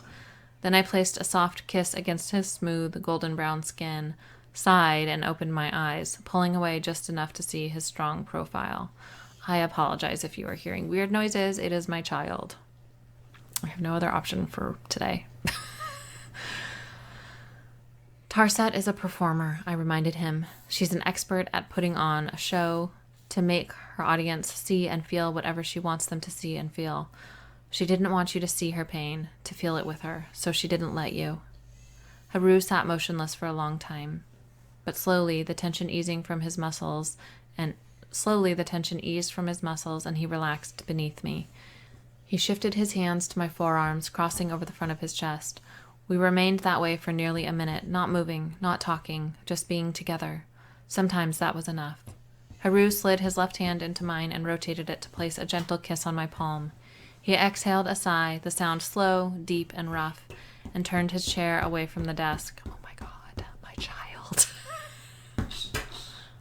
Haru slid his left hand into mine and rotated it to place a gentle kiss on my palm. He exhaled a sigh, the sound slow, deep, and rough, and turned his chair away from the desk, angling his body toward me. Hands on my hips, he pulled me down to sit across his lap before raising his hands to cradle either side of my face. He kissed me softly, gently. When he wrapped his arms around me and pulled me in close, it felt as though he was seeking refuge in my embrace. I melted into him, pressing my cheek against his shoulder and twining my arms around his neck, lending him what strength I could. It's been 5 weeks, he said, resting his cheek against the top of my head. Where is she? I squeezed him more tightly in response, but said nothing. He wasn't looking for an answer from me so much as he was putting his question out there, hoping Isfet, the soul of the universe, might take pity on him and answer. Was Tarset dead? After the Great Resurrection, we honestly didn't know what happened to Nezarets when their new bodies died. Aru had been destroyed. Where would our souls go now? Would they float for all eternity in the stream of soul energy in Duat? We couldn't merge with the collective soul energy there. Our souls were eternal, apart. Was there a chance that some part of Aru had survived the implosion and that Tarset was trapped there? Or had the Netgers stolen her away when Cat drove them out of our universe? Did something happen to her during that final battle? Did something happen to her during that final battle that somehow destroyed her, body and soul? I held in a sigh. Would we ever know for sure? I twisted my wrist and peeked down at my watch, checking the time. They'll start gathering soon, I said, loosening my hold on Haru. We should prepare. Chapter 6. Cat. Lips pursed into a permafrown, I flipped a fourth card from the deck of tarot cards, adding it to the 3 cards already laid face up on the small patch I had cleared on the dining table in front of me. Half-finished sketches lay scattered around the tarot cards, the fruits of a brief but productive manic drawing session. Scowling at the partial tarot spread, I took a gulp of whiskey, breakfast of champions, then set my empty glass down with thunk. I flipped another card, the motion jerkier. I should probably, give a language warning. This is a cat chapter, which means it is, not safe for non-adult ears or work. Yeah, not safe for work. Bad language. And some mild adult content, I guess. Motherfucker, I muttered. I flipped another card and slapped it down. Motherfucker! When I flipped the next card, I didn't even bother laying it in the spread on the table with the others. I held it pinched between my fingers and glared at the image displayed on its face. The tarot card quivered. The star card displayed Tarset, nude, kneeling at the edge of a pool of water surrounded by palm trees and sand, arms extended over the pool and water dripping from her cupped hands. 7 stars hung above her in the twilight sky, looking like silver asterisks. Near the horizon, in the place of an 8th star, a black scarab hovered, its wings flared up and around a golden disk. Upright, this card represented hope and creativity, which seemed fitting for Tarset. But upside down, as the card kept appearing, the star suggested loneliness and defeat. The spread of cards was the same as before, the same as always. The silence filling the cabin grated on my nerves. The endless falling snow outside muffled all the noise of the surrounding world, a world that had become far too quiet. We may have vanquished the enemy, but they had left brutal scars on the earth. Growling, I unleashed my frustration on the useless tarot cards, shoving them off the table with a violent sweep of my arm. Several sheets of paper fluttered to the hardwood floor, covering some of the cards. With a harsh scream, I shoved my chair back and stood partway. Another, angrier arm sweep sent more sketches flying, along with my empty whiskey glass and a few discarded pens. The glass smacked against a cabinet door, then rolled on its side down the length of the aisle between the kitchen island and the row of cabinets. A couple sheets of paper made it all the way to the rug in the living room beyond the far end of the table. Breathing hard, I leaned forward, my palms planted on the table's smooth oak surface. I had been raw and on edge since that final showdown with the Netgers. Like the colossal force I had channeled had overloaded my synapses and singed my nerve endings. The smallest things set me off these days, and the most minute use of my powers exhausted me. Nick had brought me here, to this cabin in the remote Alaskan wilderness, to give me a chance to recuperate in peace. I had no idea what was going on out there in the rest of the world, though I supposed I would find out today when we met with the Netgeret clan leaders at the Oasis. It would be my first time revisiting the scene of the battle. I straightened and reached out to my right to snatch the half-full whiskey bottle off the end of the counter. I yanked the stopper free, took a long pull of the burning amber liquid, then stuffed the stopper back into the neck of the bottle. Rage bubbled up, boiling over. With a hoarse howl, I chucked the bottle across the cabin. It hurtled toward the picture window in the living room. I hadn't actually intended to throw the bottle at it, but that's where it was headed, and part of me gleefully anticipated the impending explosion of glass.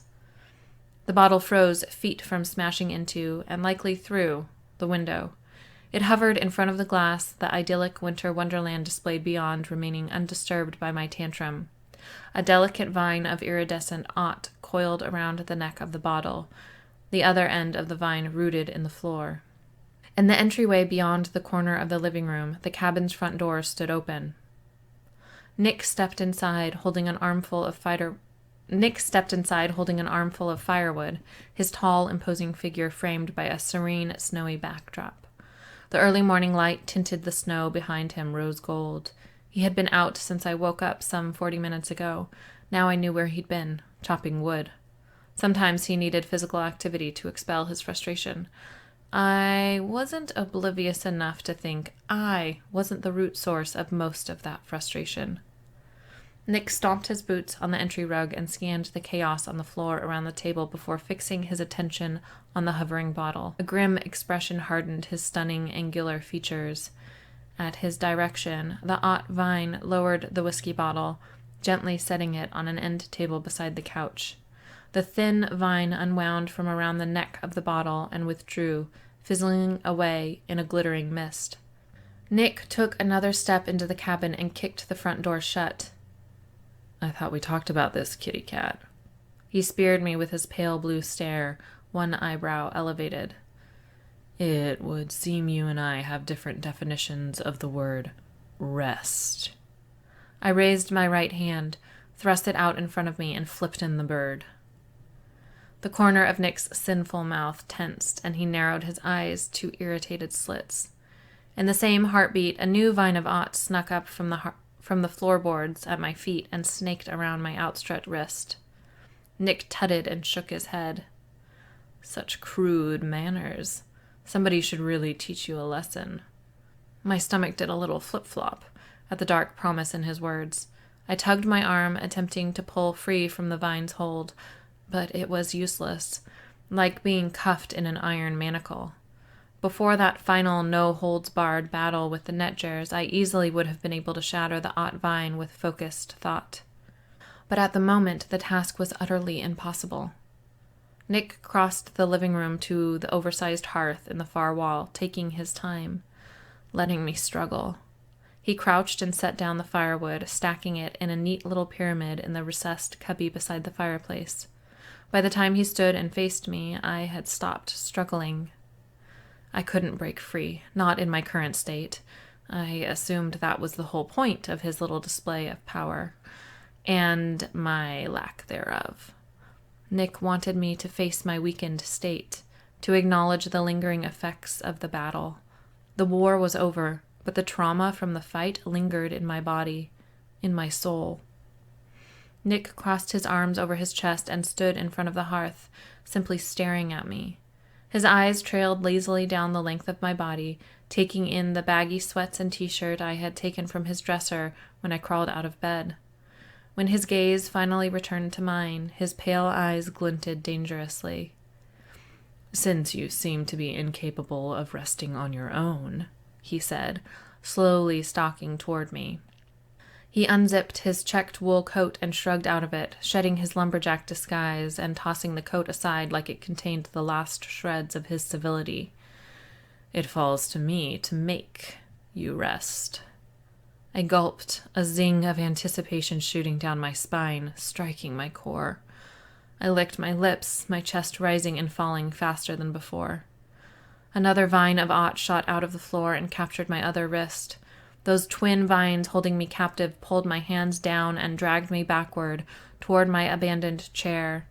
When the back of my right calf hit the wooden chair leg, 2 more Ott vines burst up from the floor and coiled around my ankles, climbing up my calves and around my knees. They forced my knees to bend, and I resisted for only a few seconds before dropping into the chair. As soon as I sat, the vines holding my limbs latched onto the arms and legs of the chair, restraining me. I instinctively struggled against my bindings, but by the time Nick reached me, I had fallen still. His heated, hyper-focused gaze roved up and down my body.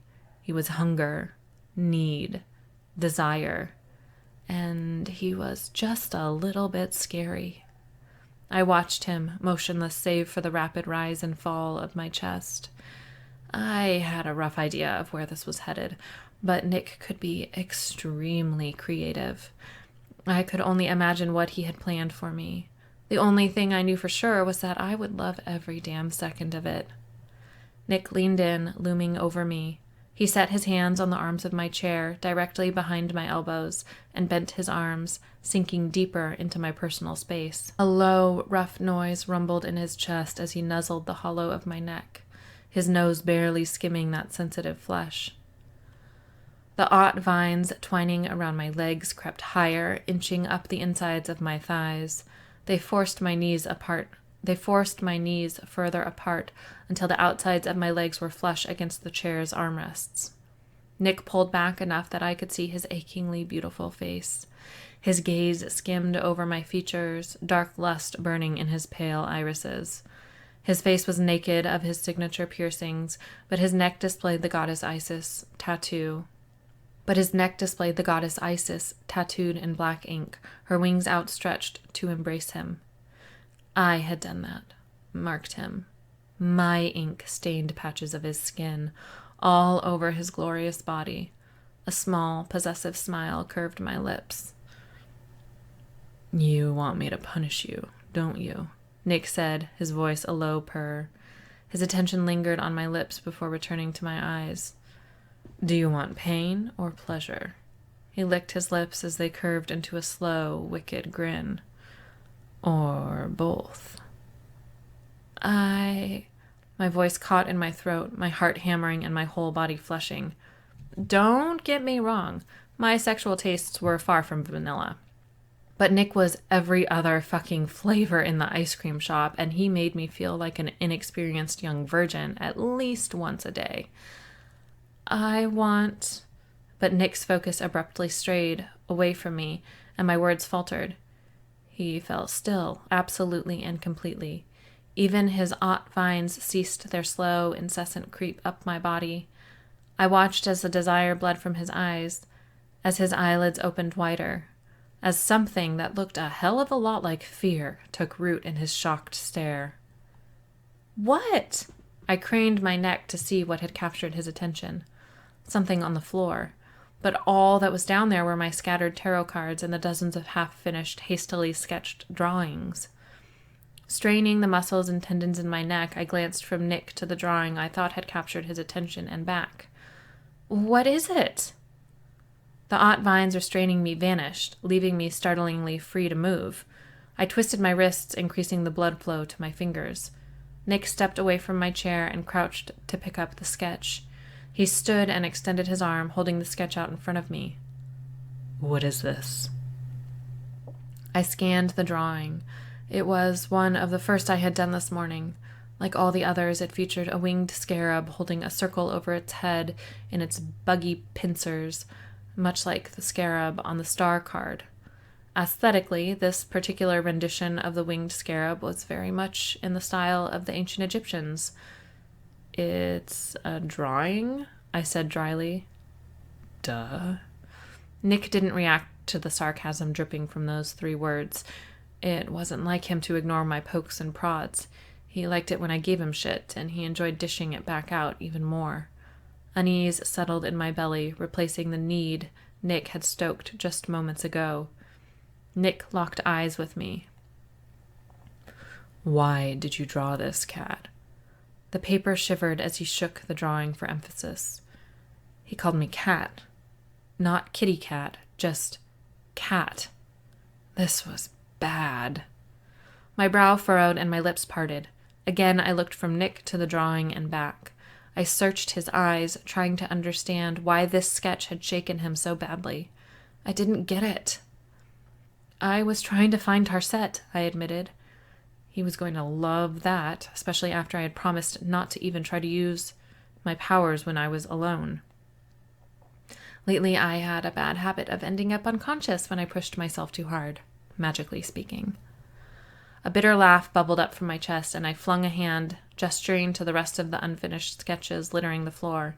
Each displayed some variation of the same scarab symbol in different artistic styles. "Clearly I'm broken," I added, my shoulders slumping as I lowered my arm. "I give up. You win. No more powers. I'll rest." Nick ignored my admission of defeat, which was unlike him. His eyes remained locked on the drawing in his hand. Do you know what this represents? His gaze flickered up, meeting mine for a fleeting moment before returning to the sketch. This symbol? I shook my head, frowning as I studied the drawing more closely.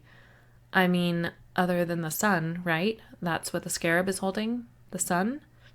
At Nick's minute nod, I continued. So maybe it represents Ra or Amun or another of the divine manifestations of the sun? Nick finally tore his stare away from the drawing.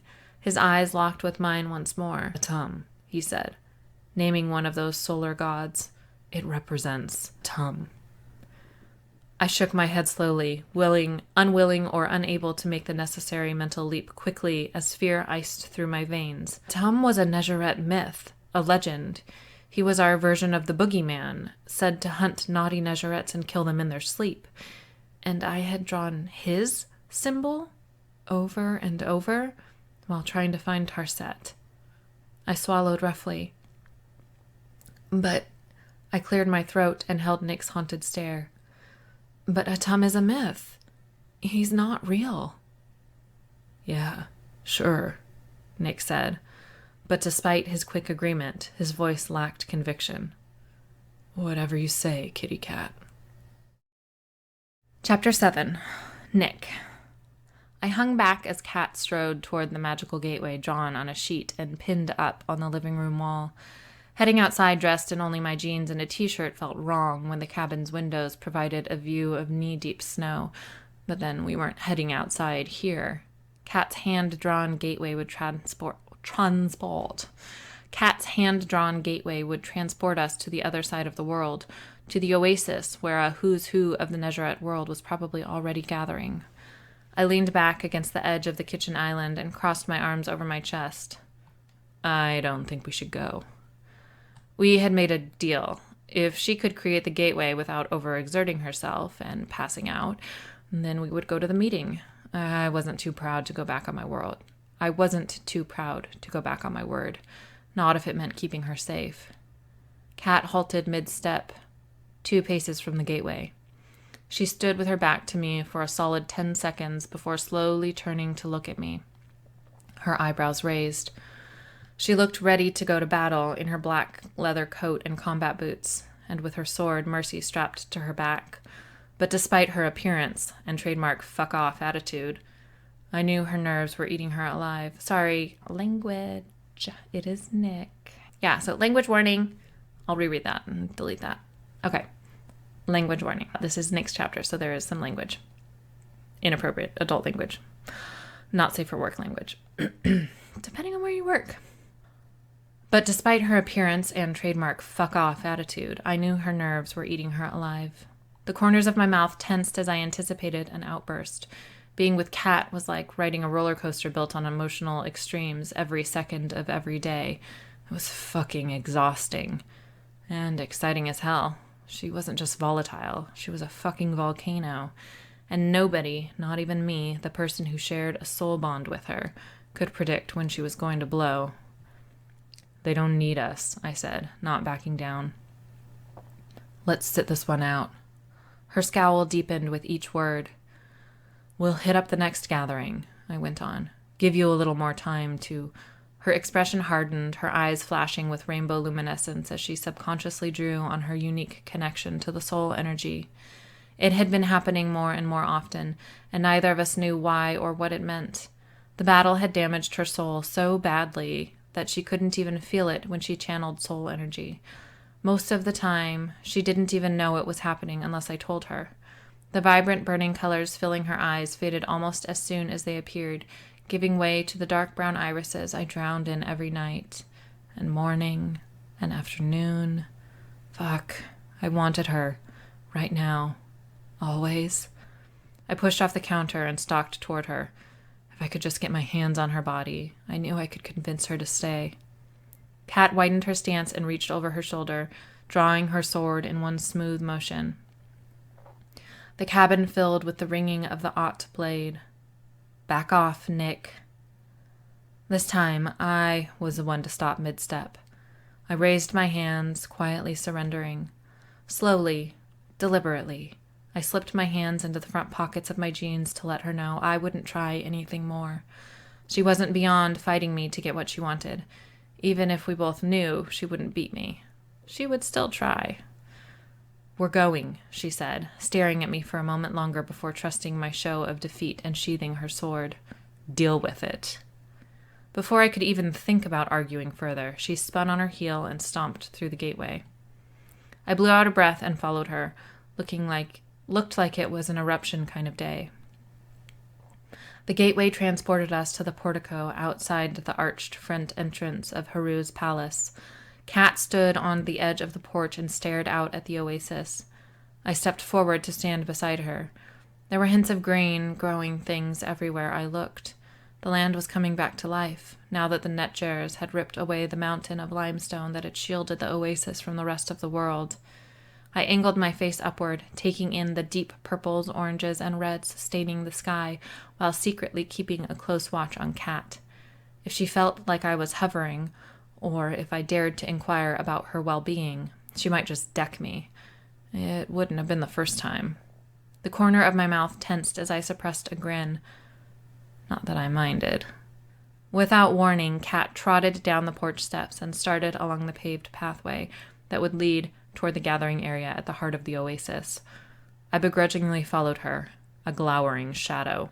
By the time we reached the small, sunken amphitheater our people had used as a gathering space for thousands of years, the curved bench seats were already packed with immortal bodies, leaving little room for us.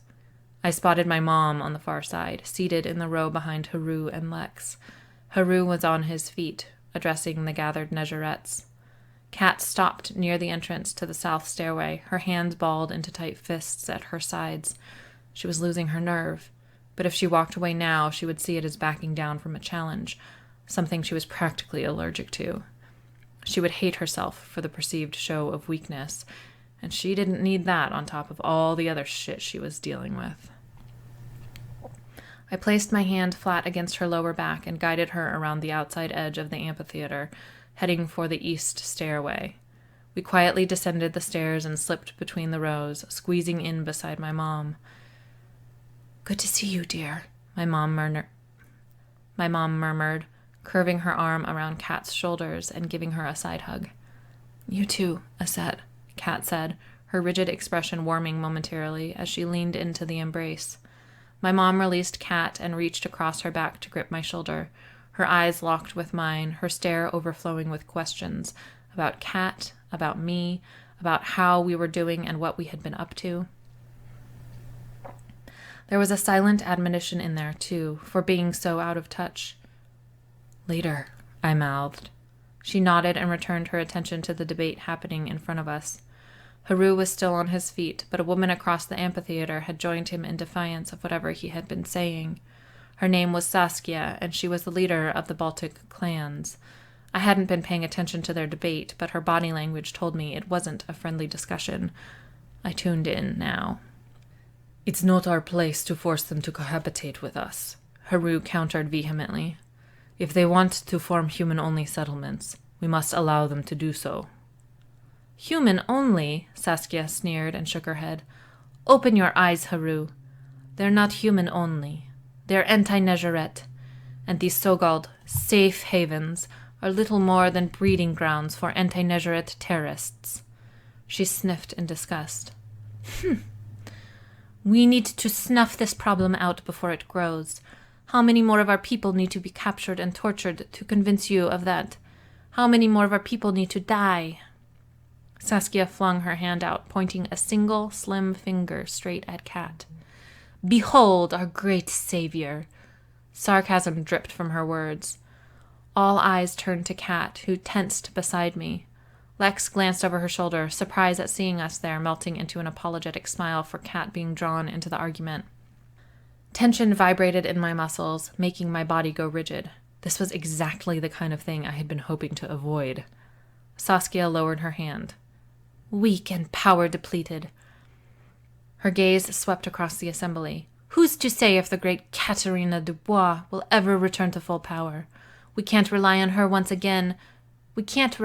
to once again resurrect those of us who are slain. We are bleeding people. How many Negerettes have been killed by these human purists? The situation is spiraling out of control, and we must act swiftly and with a firm hand before we lose our foothold in this new world order. Anger radiated off Haru. The surrounding air seemed to thicken. Those nearest him could sense the change, even if only subconsciously. I didn't think they realized they were doing it.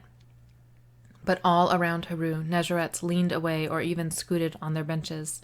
I watched Kat out of the corner of my eye. She seemed to shrink in on herself, and I reached for her hand, gripping it tightly.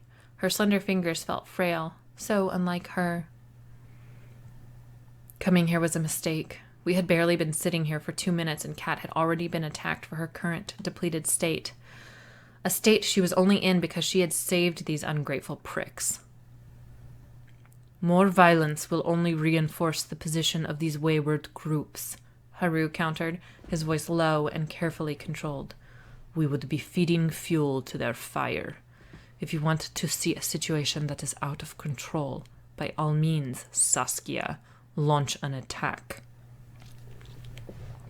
Saskia scoffed. Apparently she was shit at reading people because she continued her verbal onslaught on Haru. Oh, and I suppose you want us to turn a blind eye to all these attacks? To roll over and let them push us back into the shadows? She flung her arms out to either side. This is our world too, Haru. We deserve to stand in the light as much as humans do. But it is also their world, Haru said, his voice getting very quiet. It was his don't fuck with me tone, which meant shit was about to hit the fan. And our war has nearly destroyed it. We made a mess, and now we must clean it up. By going into hiding, Saskia bit out. By pretending we don't exist? That is not what I... Another Nezarette stood, joining the argument. I didn't even see who as I shifted all of my attention to Kat. Her body trembled beside me, and a faint tingle thrummed between us everywhere we touched, from hips to shoulders to hands. My focus snapped up to her face. Her eyes were squeezed shut, her expression a pained grimace. The rising energy in the group awakened her connection with the soul energy, and if that connection continued for much longer, she would pass out right here in front of everyone, only strengthening Saskia's anti-human arguments. Shit, I hissed. Thankfully, the attention of the assembly remained locked on the verbal sparring match. Nobody was paying attention to Kat. Quietly and unobtrusively, I stood and pulled Kat up to her feet and out to the aisle, wrapping an arm around her shoulders. I guided her up the stairs and away from the charged amphitheater. I tried to hurry her along, but it was like dragging someone who was half asleep. It's going to be all right, kitty cat, I assured her, stopping and turning to face her. I rested my hands on her shoulders, skimming my thumbs up and down her neck as I studied her face. No change, at least not for the better. I clenched my jaw and scooped her into my arms, cradling her body close to mine as I jogged toward a secluded spring hidden by a semicircular rock outcropping nearby. Once we were concealed by the barrier of limestone, I eased Kat down onto the barren ground. I needed to get her in the water to mute the influx of sensory input. That was the closest thing to an off switch we had found for her haywire connection. Well, that and sex. But that only worked in the earlier stages. When it was bad, like this, the sensory deprivation seemed to be the only thing that could help her regain her inner balance. And through that, her control over her connection to the soul energy. She was shivering, unable to assist me as I removed her sword harness and guided her arms out from her coat sleeves. I pulled her tank top off over her head, then got to work untying her bootlaces. She hugged herself, her eyes squeezed shut. I'm sorry, she said through chattering teeth. You were right. We shouldn't have... Damn fucking straight I was right, but I wasn't about to throw an I told you so in her face right now. Not while tears streamed down her cheeks and soul energy flooded her every cell. The charged tingle surrounding her grew increasingly uncomfortable, and I gritted my teeth as I pulled her boots off her feet.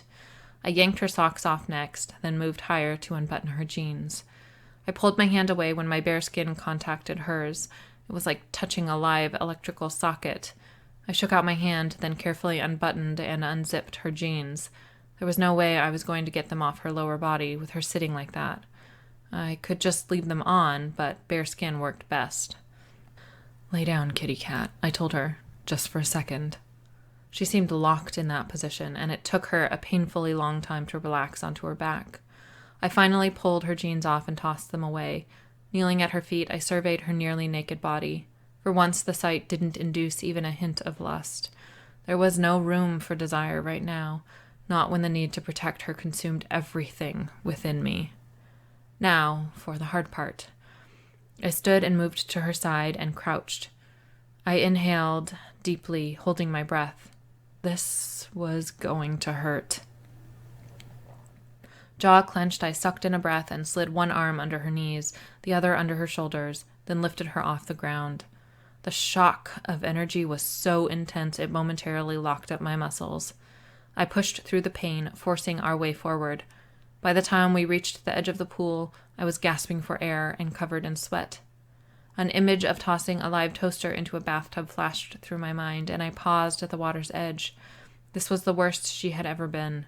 But even so, the water never reacted to the soul energy flowing through her like it would to actual electricity. I knew I would be fine entering the water with her. I had been every time before, and I silently told my survival instincts to fuck off. With no further hesitation, I stepped into the pool, pushing forward toward the deeper section. I formed a snorkel out of aught before submerging Cat under the water, sinking down myself until I was immersed up to my neck. The tepid water soothed the sting of touching her. And, hey, I hadn't been electrocuted, so things were looking up. Ever so slowly, Cat's trembling subsided, and her body relaxed in my arms. I waited until she went completely limp, and then I eased her out of the water, holding her close as I waded toward the edge of the pool. She was unconscious, wiped out by the battle for control within her body. Her scarred soul. It would be hours until she woke. This was why I didn't want her using her powers, not when she could no longer do so without tapping into her connection to the soul energy. She shouldn't have to go through this, not after everything else she had already been through to save us. She deserved to rest, to take it easy for once in her damn life. So why wouldn't she just fucking do it? I closed my eyes and drew in a deep breath, then released it, slow and controlled. She couldn't take it easy because she was Cat, because she was either on or she was off. There was no room for a dimmer switch in her life. I knew that when I bound my life, my soul, to hers. But it didn't mean she couldn't still drive me batshit crazy sometimes. I formed a thin, pillowy bed of aught on the ground near the edge of the pool and gently set her down on the shimmering surface. Kneeling, I straightened her arms and legs until she looked comfortable and brushed her hair out of her face with a sweep of my shaking hand, then covered her in a soft blanket of aught. Leaning forward, I pressed a kiss to her brow and rested my forehead against hers. She always woke disoriented and frightened after one of these episodes. I wouldn't let her wake to face that confusion, that darkness, alone. Upon hearing the crunch of footsteps in dry, cracked earth, I straightened and looked around. I was in the mood for a fight, and if anyone even looked at Cat wrong, I would rip their fucking eyes out. "It's just me," Lex said, picking her way down the rocky path to join us by the edge of the pool. Her face displayed unguarded concern as she peered past me at Cat. "How is she?" "She has good days and bad days," I said, standing. I walked around Cat's makeshift bed to meet Lex on the other side. Lex's eyes trailed over me as I approached, her gaze assessing. "You're soaking wet." I shrugged one shoulder. "It happens." I sank to the ground to sit and watch over Cat while I waited for her to wake. I propped my forearms on my upturned knees and nodded toward Cat's slumbering form. "We're going to be here for a while," I told Lex, then looked at the ground beside me, silently inviting her to join me. Lex chewed on the inside of her cheek, her brow furrowing. She stepped forward and lowered herself to sit beside me, hugging her knees to her chest and resting her chin on one knee. "Does this happen often?" She tore her stare away from Kat to look at me. I nodded, more of a rocking of my body than a bobbing of my head. More often than I'd like, that's for damn sure. Lex was quiet for a long moment. Is she getting worse? I shifted my attention from Lex to Kat. She was so still, her only movement the slight expansion and contraction of her ribcage with each breath. It's hard to say, I admitted. If she'd stop pushing herself every time I turned my back, she might actually make some progress and heal, but I don't know if she'll ever recover fully. I picked at a hangnail. If she'll ever be the Kat they want her to be. Lex let out a brief, harsh laugh. They don't know what they want. She shook her head, clearly annoyed by the argument in the amphitheater. Saskia and her cohort think Kat's the answer to everything, like she should be able to wiggle her nose and fix all our problems. Lex scoffed. Like Nezarete society didn't function just fine without her for thousands of years. Sighing, Lex reached for me, placing a hand on my arm. It's barely been a month. Give her time. She's been through more than any of us can comprehend. Lex laughed again, the sound softer than before. She deserves decades to recover, and if that's what she needs, then that's what we'll give her. The clan leaders be damned. I covered Lex's hand with mine and bowed my head in thanks. Her words were kind but pointless. You know she'll never go for that, I murmured, removing my hand. Lex pulled hers back as well. Again, she sighed. I know. It was a mistake for us to come here, I said, my focus returning to Kat. Too much too soon. Don't expect us back for a while. Lex nodded. Whatever you guys need, I'm here for you. A surge of otherworldly energy warned me we would soon have company. Lex must have sensed it as well because she glanced over her shoulder at the same time as I did. Haru appeared in a burst of rainbow mist, my mom at his side, her fingers curled around his upper arm. Fuck, I wished I could teleport. What a sweet ability. But no matter how many times I tried or how hard I focused, I couldn't expand my chute, the part of my soul that housed my magic, to enable that power. Haru was a thundercloud beside my mom's calm serenity, the ancient gods Horus and Isis in the flesh. They had been yin and yang as twins in the womb, and their counterbalancing relationship continued to this day. Lex stood and hurried toward them. She traded places with my mom, placing her palm on Haru's chest over his heart and murmuring softly. Some of the tension eased from Haru, his shoulders relaxing and his stony expression softening. They were one of the few other Nezarete couples who shared a soul bond, like Kat and me. It was so strange to see it at work from the outside, now that I had experienced the intensity of the bond firsthand. My mom headed my way, and I stood, glancing down at Kat to assure myself she would be all right without my full attention for a few minutes. I strode toward Kat's discarded leather coat and dug through her pockets until I found the folded-up drawing. I pulled it free and turned to meet my mom. There's something you need to see, I said before she could dive into an interrogation about Kat's recovery, or lack thereof. Ever the healer, my mom. I lured her over toward Haru and Lex with the mystery of the folded paper. She shot an endless string of furtive glances over her shoulder as we walked, her instinct to help Kat wrestling with her curiosity over what was on the paper. She'll be fine, I told her as we drew near Haru and Lex. You can examine Kat as soon as we're done here. I unfolded the paper and handed it to her. I promise. My mom pressed her lips together, accepting my terms, and turned her full attention to the sketch of the scarab. She stumbled, missing a step, and I caught her elbow to keep her upright. Where did you get this? She asked, looking from the scarab to me. The color had drained from her face, leaving her looking like she might be sick. A set? Haru asked, closing the distance between us. What is it? My mom handed him the paper. Haru studied the sketch for all of 2 seconds and scowled. Is this some kind of a joke? What? Lex asked, craning her neck to peer down at the sketch. That's a solar scarab, she said. A representation of Capria Tum, the rising and setting suns. She looked up from the drawing, her brows bunching together. Unless it means something else to Nezarettes? Lex was so ingrained into our society now, it was easy to forget that she hadn't grown up among our kind. She was often unaware of the finer nuances of Negeret lore.